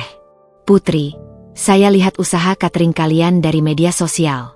Pelanggan tetap kalian masih banyak, bahkan ada yang pesan dalam jumlah besar minggu lalu. Mana mungkin tiba-tiba bangkrut total?" Rasa lega menyelimuti kami berdua. Akhirnya ada yang melihat kebohongan Ibu Sari. "Tapi tolong jangan marah pada Ibu Sari," lanjut Bibi Lisa. "Dia memang salah. Tapi itu karena dia tidak tahu cara lain menunjukkan cinta. Dia dibesarkan dengan keyakinan bahwa cinta harus dikontrol dan diarahkan." "Lalu apa yang harus kami lakukan, Bibi?" tanya Mas Arya. "Kami tidak bisa membiarkan dia terus menyebarkan cerita palsu tentang kami." "Biarkan saya yang urusi," jawab Bibi Lisa. "Saya akan bicara pada keluarga bahwa ceritanya dilebih-lebihkan. Tapi kalian juga harus berhenti dengan sandiwara ini. Katakan yang sebenarnya pada Ibu Sari." Setelah Bibi Lisa pergi, kami duduk di teras belakang, memandangi bintang-bintang yang mulai bermunculan. "Kamu pikir kita harus mengakhiri sandiwara ini?" tanyaku pada Mas Arya. Dia mengangguk pelan. "Iya, Bibi Lisa benar. Ini sudah cukup jauh. Besok kita akan ke rumah ibu dan mengakhiri semua ini." Tapi malam itu, tepat sebelum kami tidur, telepon rumah berdering sekali lagi. Dari penampil nomor, itu adalah Ibu Sari. "Biarkan saja," kata Mas Arya. "Biar besok kita bicara langsung." Tapi deringan itu terus berlanjut, seakan menggambarkan betapa keras kepala Ibu Sari, dan betapa rumitnya hubungan keluarga yang harus kami hadapi ke depannya. Keesokan harinya, kami memutuskan untuk mengunjungi rumah Ibu Sari seperti rencana semula. Perjalanan ke apartemen mewahnya di kawasan Mentari terasa begitu menegangkan. Aku duduk di samping Mas Arya, tangan berkeringat, mencoba menyusun kata-kata dalam pikiran untuk mengakhiri sandiwara ini dengan baik. "Tenang saja, sayang," kata Mas Arya sambil menyentuh tanganku. "Kita akan jujur dan menghadapi konsekuensinya bersama." Saat pintu apartemen Ibu Sari terbuka, kami disambut oleh senyumnya yang terlihat dipaksakan. "Arya, putri, silakan masuk." Rumahnya yang biasanya bersih dan rapi, hari ini terasa lebih dingin dari biasanya. Aroma pengharum ruangan yang mahal memenuhi udara, tapi tidak bisa menyamarkan ketegangan di antara kami. "Ibu sedang membuat teh. Duduklah dulu," ujarnya sambil menunjuk ke sofa kulit yang mahal. Setelah kami duduk, Ibu Sari kembali membawa nampan berisi teh dan kue-kue cantik. "Ibu dengar dari Om Rudi kalian tidak mau menerima bantuannya," katanya langsung pada inti. Mas Arya menarik napas. "Ibu, kami perlu bicara serius." "Tunggu dulu," potong Ibu Sari. "Ibu ingin memperbaiki kesalahan ibu." Dia mengambil sebuah amplop dari meja dan menyodorkannya pada Mas Arya. "Ini untuk kalian. Biarlah ini sebagai permintaan maaf ibu." Dengan hati-hati, Mas Arya membuka amplop itu. Isinya adalah selembar cek dengan jumlah yang sangat besar, cukup untuk memulai usaha catering baru. "Ibu," kata Mas Arya tercekat. "Ini terlalu banyak." "Tidak ada yang terlalu banyak untuk anak ibu," jawabnya dengan senyum. "Ambil saja. Bayar semua hutang-hutang kalian, dan sisanya, mungkin putri bisa buka usaha kecil-kecilan yang tidak terlalu riskan." Aku merasa seperti ditampar. "Usaha kecil-kecilan?" "Iya," ujar Ibu Sari sambil menyeruput tehnya. "Misalnya jualan kue rumahan saja. Tidak perlu sewa tempat atau pegawai banyak. Lebih aman." Mas Arya meletakkan cek itu kembali di meja. "Ibu, kami tidak bisa menerima ini." Wajah Ibu Sari berubah. Kenapa? Apa masih marah pada ibu? Bukan itu, Bu, jawabku. Tapi kami. Dengar ibu, potong Ibu Sari. Suaranya tiba-tiba tegas. Ini bukan waktunya untuk gengsi. Kalian dalam kesulitan. Ibu ingin membantu. Apa salahnya menerima bantuan dari keluarga? Kami menghargai niat ibu, kata Mas Arya dengan sabar. Tapi kami datang ke sini untuk mengatakan yang sebenarnya. Sekarang bukan waktunya berbicara tentang kebanggaan. Arya, suara Ibu Sari mulai meninggi. Lihat keadaan kalian. Putri sudah membuatmu terjebak dalam hutang, dan kamu masih mau mempertahankannya. Bu, hardik Mas Arya. Jangan bicara seperti itu tentang Putri. Tapi itu fakta, balas Ibu Sari sambil berdiri. Dari dulu ibu sudah bilang, dia tidak cocok untukmu. Lihat sekarang, dia malah menghancurkan hidupmu. Aku menarik napas dalam, mencoba menahan amarah yang mulai membara. Ibu, tolong dengarkan dulu. Apalagi yang mau kamu katakan? Potong Ibu Sari dengan tatapan tajam. Bahwa kamu bisa membangun kembali usahamu? Dengan apa? Dengan jualan kue keliling. Mas Arya berdiri, wajahnya merah karena marah. Cukup, Ibu. Kami tidak akan mendengarkan penghinaan ini lagi. Tapi Ibu Sari tidak berhenti. Ibu hanya mengatakan yang sebenarnya. Lihat dirimu, Arya. Dulu kamu punya masa depan cerah, bisa mendapatkan wanita dari keluarga terpandang. Tapi kamu memilih dia. Tangannya menunjuk ke arahku. Dan itu adalah pilihan terbaik dalam hidup saya, balas Mas Arya dengan suara menggema. Pilihan terbaik. Ibu Sari terkekeh sinis. Pilihan terbaik sampai kamu harus menjual mobil dan hampir kehilangan rumah. Kami tidak. Ibu sudah telepon agen properti. Potong Ibu Sari. Ada apartemen kecil yang bisa ibu beli untuk kalian. Tapi dengan satu syarat. Putri harus menandatangani perjanjian pranikah bahwa dia tidak akan pernah ikut campur dalam keputusan keuangan kalian lagi. Aku terkesiap. Tidak percaya dengan apa yang baru kudengar. Ibu ingin saya menandatangani apa? Perjanjian pranikah. Untuk melindungi Arya dari keputusan finansialmu yang buruk di masa depan. Jelas Ibu Sari dengan wajah serius. Mas Arya menggeleng pelan. Wajahnya penuh kekecewaan. Ibu tidak berubah. Ibu masih sama. Masih mencoba mengontrol hidup kami dengan uang. Ini bukan kontrol, Arya. Ini untuk kebaikanmu. Tidak. Ibu, suara Mas Arya mulai bergetar. Ini memang tentang kontrol. Ibu tidak bisa menerima bahwa saya sudah dewasa dan bisa mengambil keputusan sendiri untuk hidup saya. Ibu Sari mendekati Mas Arya. Matanya berkaca-kaca. Setiap keputusan yang kamu ambil bersama dia adalah keputusan yang salah. Lihat buktinya. Kami datang ke sini untuk mengakhiri semua kesalahpahaman ini, kata Mas Arya dengan suara rendah. Tapi sekarang saya lihat, ibu tidak akan pernah berubah. Dia mengambil tanganku. Ayo kita pergi, Put. Tunggu. Ibu Sari menghalangi jalan kami. Arya, jangan pergi. Ibu hanya ingin membantu. Caranya dengan menghina istri saya? Dengan mencoba memecah belah kami? Tanya Mas Arya dengan suara hancur. Itu bukan bantuan, Ibu. Itu penghancuran. Ibu tidak. Sudah, Ibu, potong Mas Arya. Kami butuh waktu. Jangan hubungi kami dulu. Saat kami berjalan menuju pintu, Ibu Sari berkata dengan suara kecil. Arya, anak ibu. Mas Arya berhenti, tapi tidak menengok. Saya tetap anak ibu. Tapi saya juga suami dari Putri. Dan sebagai suami, saya harus melindungi istri saya, bahkan dari ibu sendiri. Pintu tertutup perlahan, meninggalkan Ibu Sari sendirian di apartemennya yang mewah tapi sunyi. Dalam perjalanan pulang, air mata akhirnya tumpah dari mata Mas Arya. Aku tidak percaya dia sampai segitu tidak menghormati kita. Aku memegangi tangannya yang sedang memegin setir. Dia hanya tidak mengerti, Mas. Tidak, Put. Dia mengerti. Tapi dia memilih untuk tidak peduli, katanya dengan suara patah. Dia lebih peduli pada gengsi dan kontrol daripada kebahagiaan kita. Sesampainya di rumah, kami duduk di teras dalam diam. Rasanya seperti kami baru saja kalah dalam pertempuran. Meski seharusnya ini bukan tentang menang atau kalah. Kita harus mengakhiri sandiwara ini secepatnya, kataku akhirnya. Sebelum semakin banyak orang yang terluka.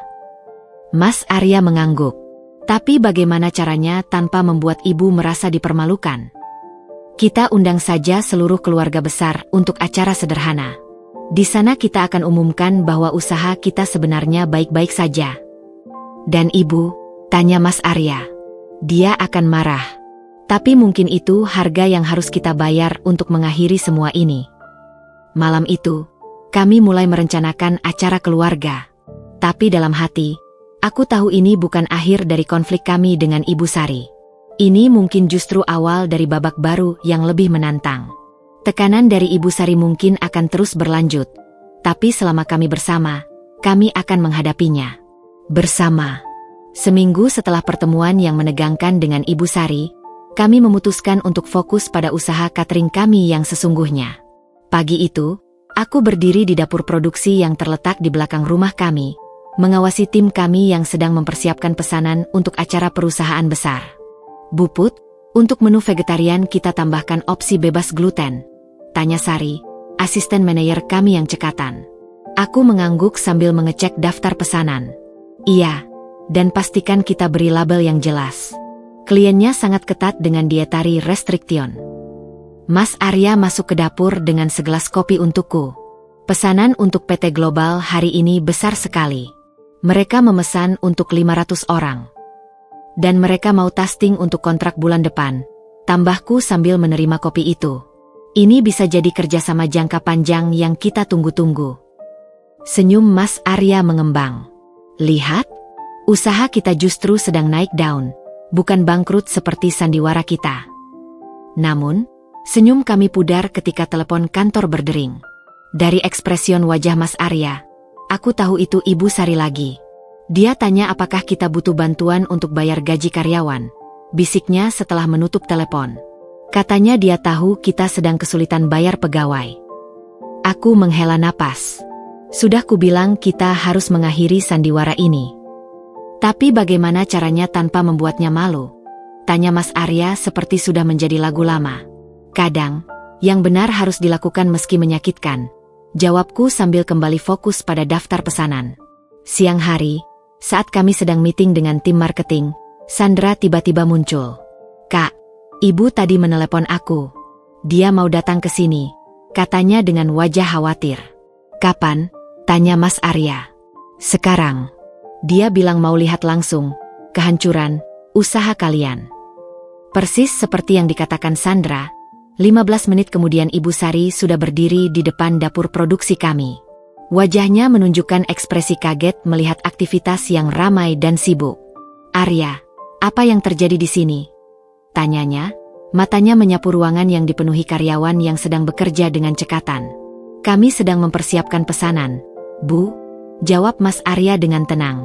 "Tapi, katanya kalian bangkrut." Ibu Sari tampak bingung. Aku memutuskan ini adalah saat yang tepat untuk jujur. "Ibu, mari kita bicara di kantor." Di kantor kecil kami yang rapi, kami bertiga duduk. Aku menarik napas dalam sebelum mulai berbicara. "Ibu, ada yang harus kami akui. Cerita tentang kebangkrutan kami, itu tidak sepenuhnya benar." Ibu Sari mengerutkan kening. "Apa maksudmu?" Mas Arya mengambil alih. "Ibu, kami berpura-pura bangkrut. Itu adalah tes." "Tes?" Suara Ibu Sari meninggi. "Tes untuk apa?" "Untuk melihat bagaimana reaksi keluarga, terutama ibu, ketika kami mengalami kesulitan," jelasku dengan hati-hati. Wajah Ibu Sari berubah dari bingung menjadi marah. "Jadi, semua ini kebohongan? Hutang-hutang itu? Penjualan mobil? Semua dusta?"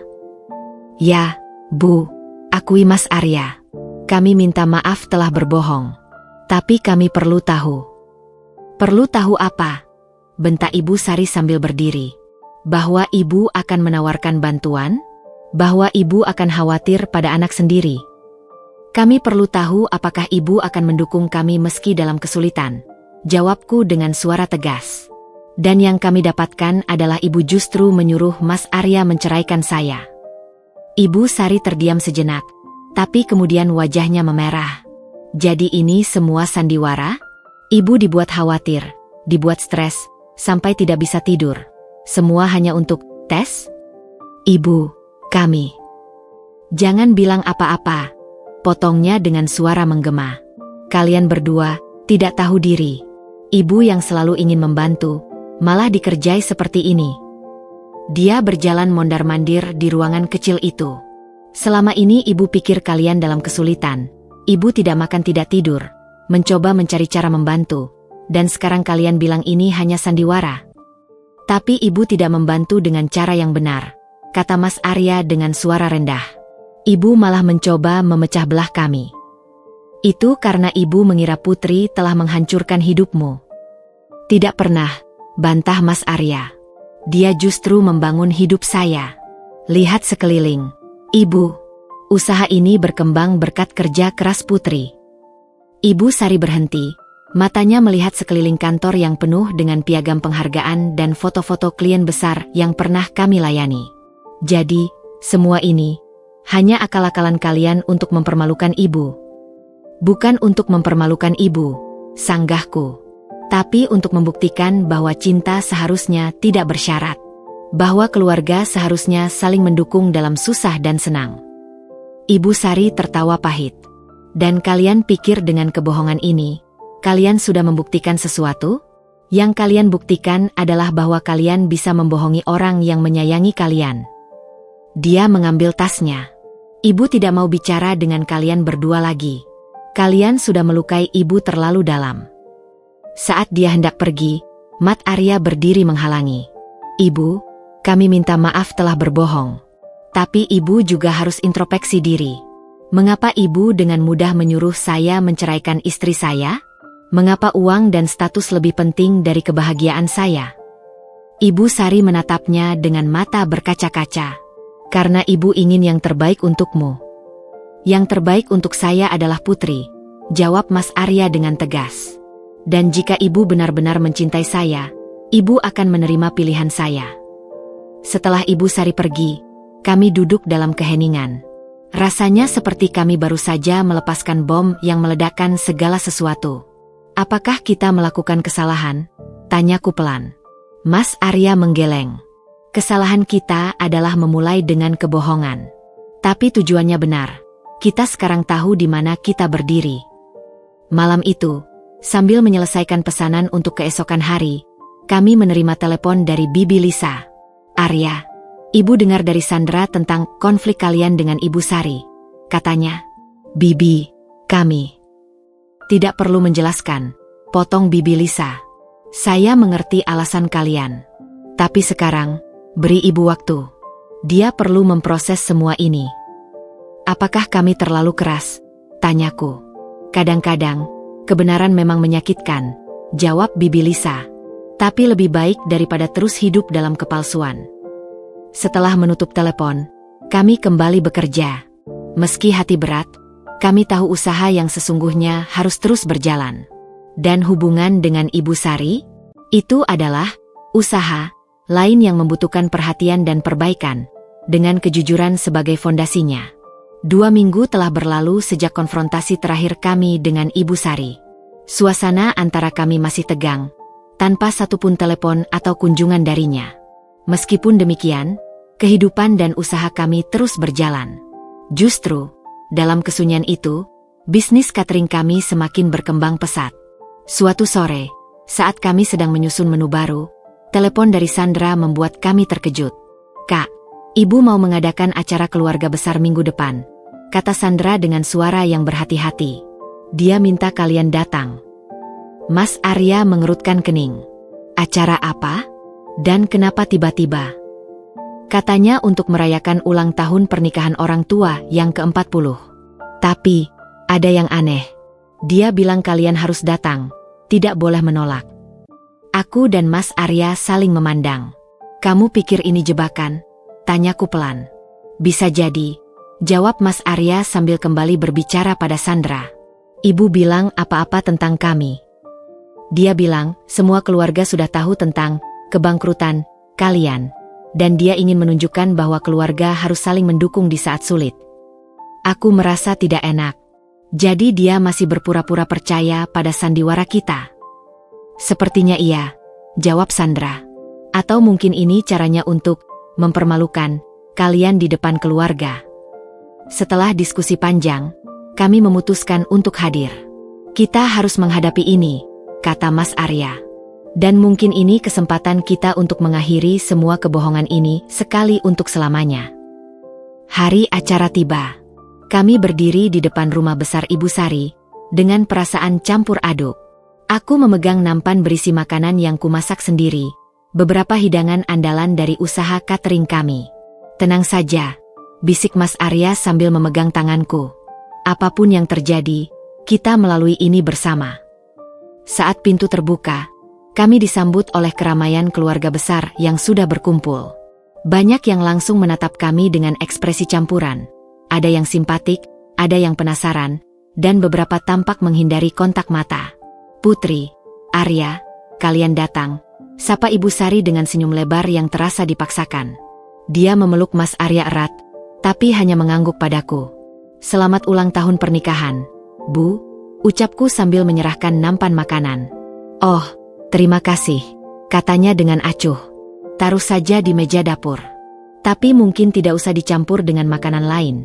Kan kalian sedang berhemat. Mas Arya menggenggam tanganku lebih erat. Tidak perlu, Bu. Ini khusus untuk keluarga.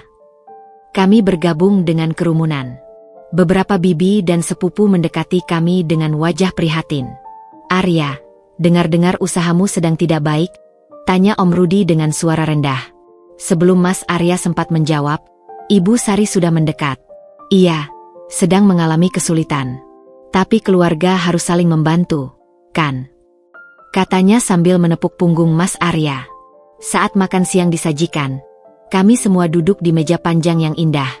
Ibu Sari dengan sengaja menempatkan kami di ujung meja, jauh dari tempat kehormatan.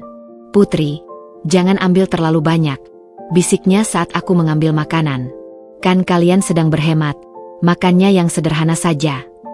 Beberapa sepupu mendengar dan saling memandang. Rasanya seperti ditampar di depan semua orang. Tidak apa-apa, Bu, jawabku dengan tersenyum. Kami masih bisa makan dengan layak. Tapi Ibu Sari tidak berhenti. Saat dessert disajikan, dia berdiri dan berjalan ke arah kami sambil membawa sebuah kotak. Arya, Ibu dan keluarga besar telah mengumpulkan ini untuk kalian, katanya dengan suara lantang sehingga semua orang mendengar. Dia membuka kotak itu, berisi uang dalam jumlah yang cukup besar. Beberapa keluarga lain tampak terkejut, sepertinya tidak tahu tentang sumbangan ini. Ini untuk membantu kalian membayar hutang-hutang, lanjut Ibu Sari dengan senyum puas. Keluarga harus saling membantu di saat sulit. Mas Arya berdiri, wajahnya pucat. Ibu, kami tidak. Jangan malu, Nak, potong Ibu Sari. Terima kasih saja pada keluarga yang sudah peduli. Aku tidak tahan lagi. Ibu, kami menghargai niat baik keluarga. Tapi sebenarnya kalian harus bersyukur. Sela Ibu Sari, matanya melotot padaku. Tidak semua orang mendapat bantuan seperti ini. Suasana menjadi hening. Semua mata tertuju pada kami. Akhirnya, Mas Arya mengambil alih. Dengan suara yang jelas dan tegas, dia berkata, keluarga yang saya hormati, Ibu dan semua yang hadir. Ada sesuatu yang harus kami jelaskan. Ibu Sari mencoba memotong. Arya, tidak usah. Tidak, Ibu. Sudah waktunya untuk jujur, lanjut Mas Arya. Cerita tentang kebangkrutan kami, itu tidak benar. Riuh rendah melanda ruangan. Semua orang saling berpandangan. Apa maksudmu? Tanya Om Rudi. Kami berpura-pura bangkrut, aku menjelaskan. Itu adalah tes. Untuk melihat bagaimana reaksi keluarga ketika kami mengalami kesulitan. Ibu Sari berdiri dengan wajah merah padam. Jadi selama ini kalian membohongi keluarga? Membuat ibu khawatir? membuat keluarga lain kasihan. Kami minta maaf atas kebohongan kami, kata Mas Arya. Tapi yang kami pelajari adalah bahwa keluarga seharusnya saling mendukung tanpa syarat, bukan malah mencoba memecah belah. Beberapa anggota keluarga mulai memahami situasi. Bibi Lisa berdiri. Mungkin ini cara yang salah, tapi tujuannya baik. Mereka ingin tahu apakah kita akan mendukung mereka apapun yang terjadi. Tapi mereka berbohong, teriak Ibu Sari. Dan ibu menyuruh Arya menceraikan Putri, balas Sandra yang tiba-tiba angkat bicara. Itu lebih salah. Ruangan kembali hening. Semua orang terkejut mendengar pengakuan Sandra. Apa? Tanya Om Rudi. Ibu menyuruh Arya menceraikan Putri. Ibu Sari tampak panik. Itu karena ibu kira. Karena ibu mengira saya tidak pantas untuk Mas Arya. Aku menyelesaikan kalimatnya. Karena latar belakang keluarga saya yang sederhana. Kebenaran akhirnya terungkap di depan seluruh keluarga. Ibu Sari terduduk lemas, wajahnya pucat. Om Rudi berdiri. Saya pikir kita semua perlu introspeksi. Mungkin ini pelajaran bagi kita semua tentang arti keluarga yang sebenarnya. Acara itu berakhir lebih awal dengan suasana yang tidak nyaman. Tapi bagi kami, ini adalah langkah necessary untuk memulai hubungan yang lebih jujur dengan keluarga besar. Saat kami pulang, Mas Arya memegang tanganku erat. Mungkin ini awal yang baru untuk kita semua. Aku mengangguk, meski hati masih sedih melihat betapa hubungan dengan Ibu Sari semakin retak. Tapi kadang, kebenaran memang harus diungkap meski menyakitkan. Seperti membuka luka lama untuk dibersihkan sebelum akhirnya bisa sembuh dengan benar. Seminggu setelah acara keluarga yang menegangkan, kehidupan kami kembali ke rutinitas normal. Usaha catering kami justru semakin sibuk dengan pesanan yang terus berdatangan. Pagi itu, kami sedang mempersiapkan pesanan khusus untuk sebuah perusahaan multinasional ketika tiba-tiba ada kejutan yang tidak terduga. Kak Put, ada yang minta ketemu. Lapor Sari sambil menunjuk ke arah pintu depan. Aku mengangguk sambil membersihkan tangan. Siapa itu? Dia bilang, dia adiknya Ibu Sari. Bibi Lisa. Aku terkejut. Bibi Lisa? Suruh masuk. Bibi Lisa masuk dengan senyum lebar. Matanya berbinar-binar. Putri, Arya, lihat ibu bawa apa? Dia mengacungkan sebuah majalah bisnis ternama. Di halaman depan terpampang foto kami berdua dengan headline. Kisah sukses catering serba Putri. Dari dapur rumahan hingga melayani perusahaan multinasional. Mas Arya yang baru turun dari kantor atas langsung mendekat. Apa itu, Bibi? Feature lengkap tentang usaha kalian, kata Bibi Lisa dengan gembira. Wartawannya menghubungi ibu karena dengar tentang kesuksesan kalian dari temannya yang kerja di PT Global. Dengan tangan gemetar, aku menerima majalah itu. Halaman demi halaman memuat cerita lengkap tentang perjalanan usaha kami. Komplit dengan foto-foto profesional dapur produksi kami yang modern dan tim kami yang solid. Tapi, bagaimana ini? Tanya Mas Arya bingung. Kami tidak tahu tentang feature ini. Surprise, kata Bibi Lisa. Mereka ingin membuat feature kejutan. Ibu yang koordinasi semuanya diam-diam. Tiba-tiba, telepon Ibu Sari berdering. Dari ekspresi Bibi Lisa, kami tahu siapa yang menelepon. Iya, Sari. Iya, Ibu lihat, kata Bibi Lisa ke telepon. Bukannya Ibu senang? Anakmu sukses. Dia terdiam, mendengarkan dengan ekspresi berubah. Tapi Sari, ini berita bagus. Kenapa kamu malah marah? Setelah menutup telepon, Bibi Lisa menghela napas. Ibu Sari marah. Dia bilang kita sengaja memamerkan kesuksesan kalian untuk mempermalukannya. Mempermalukan? Aku tidak mengerti. Dia bilang, setelah semua cerita tentang kebangkrutan yang kalian sebarkan, sekarang tiba-tiba ada feature sukses seperti ini. Keluarga akan mengira dia pembohong. Persis seperti yang dikhawatirkan, dalam beberapa jam berikutnya, telepon dari keluarga besar mulai berdering tak henti-hentinya. Yang pertama adalah Om Rudi. Arya, ibu dengar dari sepupumu ada feature tentang usaha kalian di majalah. Katanya usaha kalian sangat sukses. Mas Arya menghela napas. Iya, Om. Sebenarnya. Jadi selama ini cerita bangkrut itu bohong. Suara Om Rudi terdaga kecewa. Kenapa kalian tidak bilang dari dulu? Sebelum kami sempat menjelaskan, telepon lain sudah masuk. Kali ini dari Tante Mira. Putri, kenapa kalian biarkan Ibu Sari cerita kalau kalian bangkrut? Tadi Ibu telepon dia. Dia malah marah-marah dan bilang kalian yang menyebarkan cerita bohong. Ini semakin rumit. Ibu Sari sekarang berbalik menyalahkan kami sebagai sumber kebohongan. Sorenya, yang tidak terduga terjadi. Ibu Sari sendiri yang datang ke rumah kami. Wajahnya merah karena marah. Apa maksud kalian? Bentaknya begitu pintu terbuka. Sengaja membuat ibu jadi bahan tertawaan keluarga. Tidak, Bu, bantah Mas Arya. Kami tidak tahu tentang feature itu. Bibi Lisa yang mengatur semuanya. Jadi sekarang menyalahkan bibimu juga. Ibu Sari semakin marah. Kalian pikir ibu bodoh?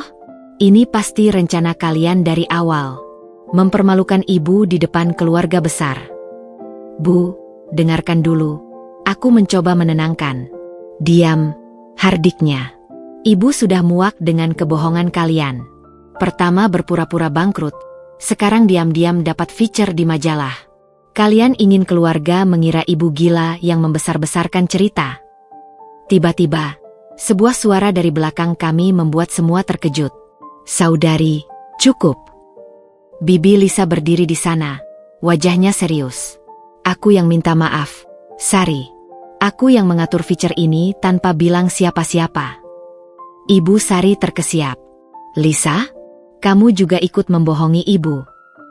Bukan membohongi, bantah Bibi Lisa. Aku hanya ingin menunjukkan pada keluarga bahwa Arya dan Putri sudah sukses dengan usaha mereka.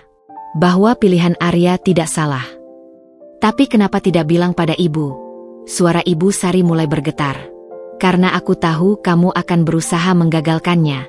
Seperti selalu ketika ada hal baik dalam hidup Arya yang tidak sesuai dengan rencanamu. Pertengkaran antara dua bersaudara itu membuat kami hanya bisa diam memperhatikan. Aku hanya ingin melindungi anakku, teriak Ibu Sari. Melindungi atau mengontrol, balas Bibi Lisa. Lihat dirimu, Sari. Kamu tidak bisa menerima bahwa Arya sudah dewasa dan bisa mengambil keputusan sendiri. Ibu Sari menatap kami semua dengan mata berkaca-kaca. Jadi sekarang kalian semua bersekutu melawan ibu.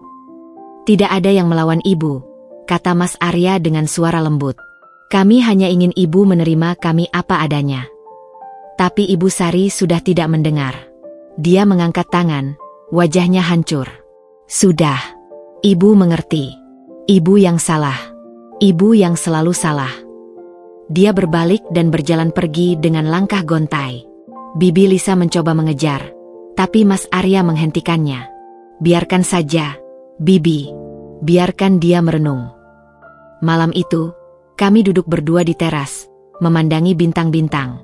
Feature di majalah yang seharusnya menjadi kebanggaan, justru menjadi sumber konflik baru. Kapan ya semua ini berakhir? Keluhku lelah. Mas Arya memeluk pundakku. Mungkin ketika ibu benar-benar menerima bahwa dia tidak bisa mengontrol hidup kita. Tapi dalam hati, aku tahu tidak ada orang tua yang ingin dikucilkan dari kehidupan anaknya. Mungkin yang diperlukan adalah pendekatan yang berbeda, bukan konfrontasi, tapi pengertian. Besok, kataku tiba-tiba, aku akan temui ibu sendiri. Berdua saja. Mas Arya memandangku khawatir. Kamu yakin? Aku mengangguk. Ini harus diselesaikan. Dan mungkin harus dari aku langsung. Rahasia sudah terbongkar, kebenaran sudah terungkap. Sekarang yang tersisa adalah memperbaiki yang retak, dan itu membutuhkan keberanian dan kerendahan hati dari semua pihak.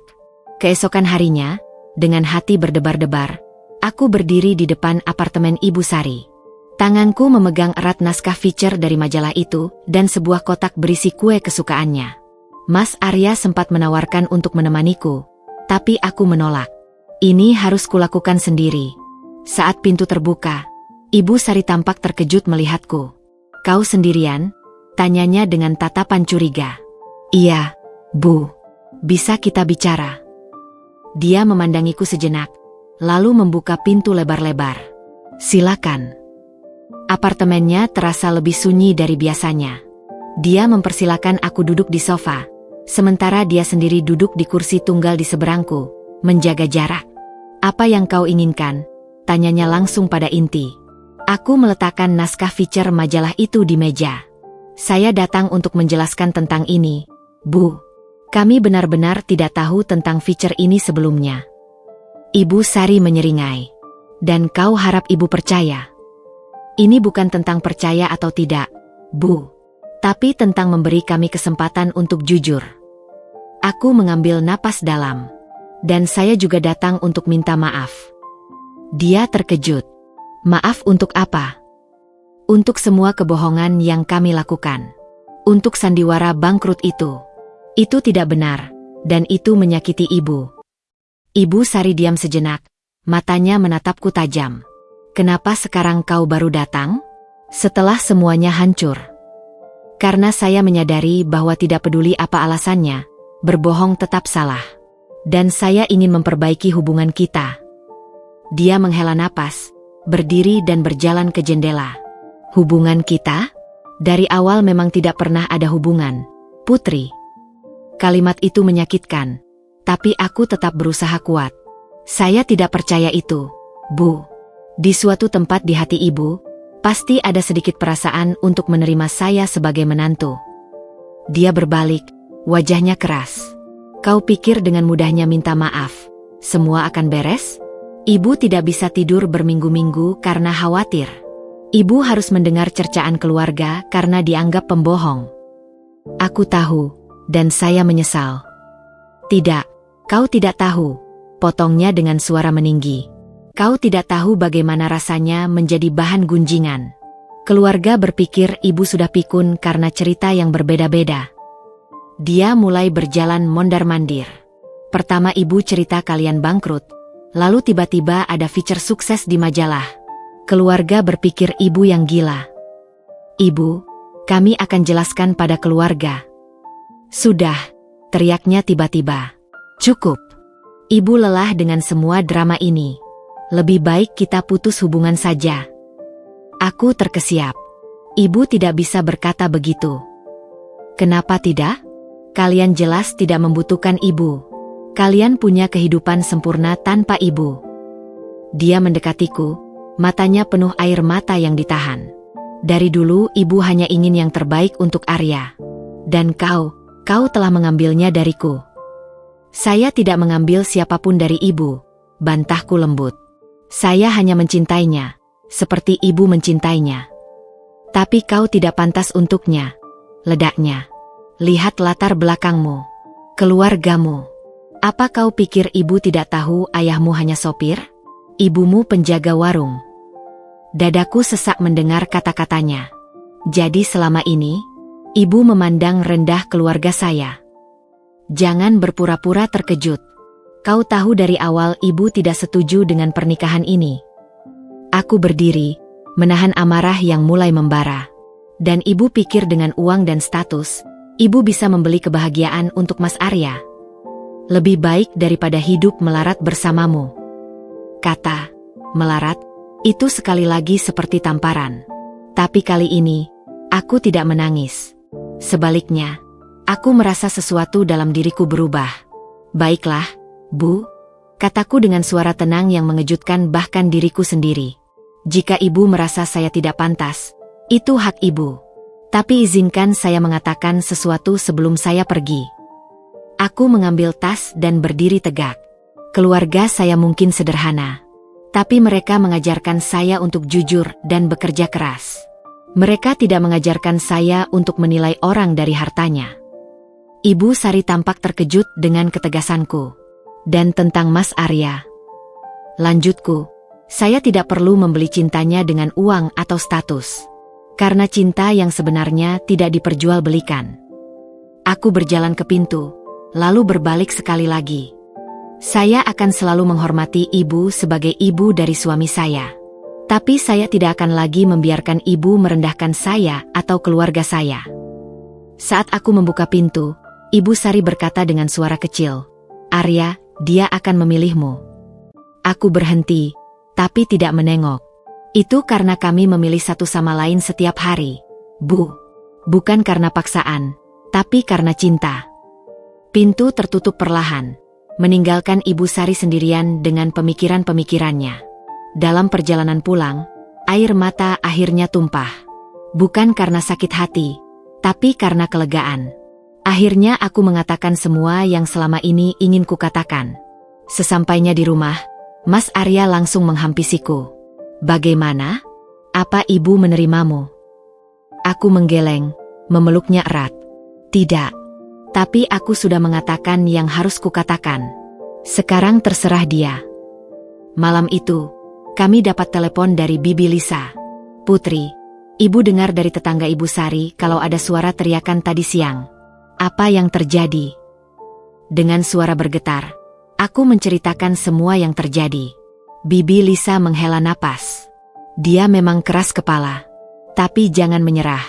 Kadang orang perlu waktu untuk menyadari kesalahannya. Tapi yang tidak kami duga adalah, keesokan harinya, Ibu Sari mengirim pesan singkat pada Mas Arya. Ibu butuh waktu sendiri. Jangan hubungi ibu dulu. Itu adalah awal dari masa radio Silence yang akan menguji kesabaran dan keteguhan hati kami semua. Kemarahan Ibu Sari mungkin telah memuncak. Tapi dalam diam, kadang tersimpan peluang untuk introspeksi dan perubahan. 3 bulan telah berlalu sejak pertemuan terakhirku dengan Ibu Sari. Masa radio Silence itu terasa panjang dan melelahkan, namun justru memberi kami ruang untuk tumbuh lebih kuat sebagai pasangan. Usaha catering kami semakin berkembang, dan kami belajar bahwa kebahagiaan tidak tergantung pada pengakuan siapapun, termasuk Ibu Sari. Suatu sore yang tenang, ketika kami sedang merencanakan ekspansi usaha ke kota lain, telepon tak terduga dari Ibu Sari menghampiri. Arya, suaranya terdengar berbeda, lembut dan penuh kerendahan hati. Bisakah ibu datang ke rumah kalian? Ada yang ingin ibu bicarakan. Dengan debaran jantung, kami menyetujui. 1 jam kemudian, Ibu Sari berdiri di depan pintu rumah kami, tapi kali ini tanpa ekspresi marah atau sikap defensif. Di tangannya tergenggam sebuah album foto tua. Silakan masuk, Bu, sapa Mas Arya dengan hati-hati. Dia duduk di sofa, matanya berkaca-kaca saat memandangi kami. Pertama-tama, Ibu ingin minta maaf. Maaf untuk semua kata-kata keji, untuk semua sikap Ibu yang tidak pantas. Dia membuka album foto di pangkuannya. Ibu ingin menunjukkan sesuatu pada kalian. Foto-foto itu menunjukkan Ibu Sari muda dengan seorang pria yang mirip sekali dengan Mas Arya. Ini ayahmu, Arya. Dan ini ibu ketika masih miskin sekali. Kami terkejut. Selama ini, Ibu Sari selalu menggambarkan masa lalunya yang serba mewah. Ayahmu berasal dari keluarga sangat sederhana. Kami menikah muda dan berjuang bersama. Jarinya menelusuri foto-foto usang. Tapi ketika usaha ayahmu mulai sukses, dia meninggalkan ibu untuk wanita dari keluarga kaya. Air mata mulai mengalir di pipinya. Dia bilang ibu tidak cukup baik untuknya yang sudah sukses. Bahwa ibu hanya beban. Mas Arya memegang tangan ibunya. Ibu, kenapa tidak pernah cerita ini? Karena malu, bisiknya. Dan karena ibu bersumpah tidak akan pernah membiarkanmu mengalami hal yang sama. Ibu ingin kau dengan wanita yang sederas, sehingga tidak akan ada alasan untuk meninggalkanmu. Dia menatapku, matanya penuh penyesalan. Tapi ibu salah. Ibu memproyeksikan trauma ibu padamu, Putri. Ibu menciptakan musuh yang tidak ada. Aku duduk di sampingnya, mengambil tangannya yang bergetar. Ibu, saya tidak akan pernah meninggalkan Mas Arya. Cinta kami tidak selemah itu. Ibu tahu sekarang, isaknya. Selama 3 bulan ini, ibu banyak introspeksi. Ibu melihat bagaimana kalian tetap kuat bersama, bagaimana usaha kalian tumbuh bukan karena latar belakang, tapi karena kerja keras dan komitmen. Dia mengambil amplop dari tasnya. Ibu sudah jual perhiasan ibu dan investasikan sebagian untuk usaha kalian. Ini bukan untuk mengontrol, tapi untuk mendukung. Mas Arya menggeleng. Ibu, tidak perlu. Tolong terima, pintanya. Biarkan ibu melakukan yang benar untuk pertama kalinya. Tapi yang lebih mengharukan adalah yang terjadi selanjutnya. Ibu Sari berdiri dan berkata padaku, "Putri, maukah kau memberi ibu kesempatan lagi? Untuk menjadi ibu mertua yang layak untukmu?" Dengan air mata berlinang, aku memeluknya erat. Tidak perlu bertanya, "Bu, ibu selalu menjadi ibu saya." Hari itu menjadi titik balik dalam hubungan kami. Ibu Sari mulai sering berkunjung, bukan untuk mengkritik, tapi untuk benar-benar mengenaliku. Dia bahkan membantu di dapur produksi, belajar tentang usaha kami dengan rendah hati. 2 minggu kemudian, di acara ulang tahun pernikahan kami yang dirayakan sederhana, Ibu Sari berdiri untuk bersulang. "Untuk Putri dan Arya," katanya dengan suara penuh emosi. "Kalian telah mengajarkan ibu arti cinta sejati, bahwa cinta itu tidak memandang latar belakang, tidak diukur dengan harta, tapi dibangun dengan kesetiaan dan saling menghargai." Dia mengangkat gelasnya padaku. "Dan untuk Putri, terima kasih telah mau memaafkan ibu. Kau adalah menantu yang selalu ibu doakan, meski dulu ibu terlalu buta untuk menyadarinya." Bulan-bulan berikutnya membawa perubahan indah. Ibu Sari tidak hanya menerima kami, tapi juga aktif mendukung usaha kami. Hubungan kami tumbuh menjadi hubungan ibu dan anak yang tulus. Suatu hari, saat kami sedang merencanakan pembukaan cabang baru, Ibu Sari berkata, "Putri, ibu bangga padamu. Ibu bangga pada kalian berdua." Dan dalam kata-kata sederhana itu, tersimpan perjalanan panjang kami, dari kebohongan yang menyakitkan menuju kebenaran yang membebaskan, dari konflik yang memecah belah menuju pengampunan yang menyatukan. Kini, ketika kami berkumpul sebagai keluarga, tidak ada lagi sandiwara atau kepura-puraan. Yang ada hanya kejujuran, penerimaan, dan cinta yang tulus, fondasi terkuat untuk membangun hubungan yang abadi. "Keluarga bukan tentang kesempurnaan," ucap Ibu Sari suatu sore, memegang tangan kami berdua. "Tapi tentang mau belajar dari kesalahan dan tumbuh bersama." Dan kami pun tumbuh bersama, sebagai keluarga yang sebenarnya.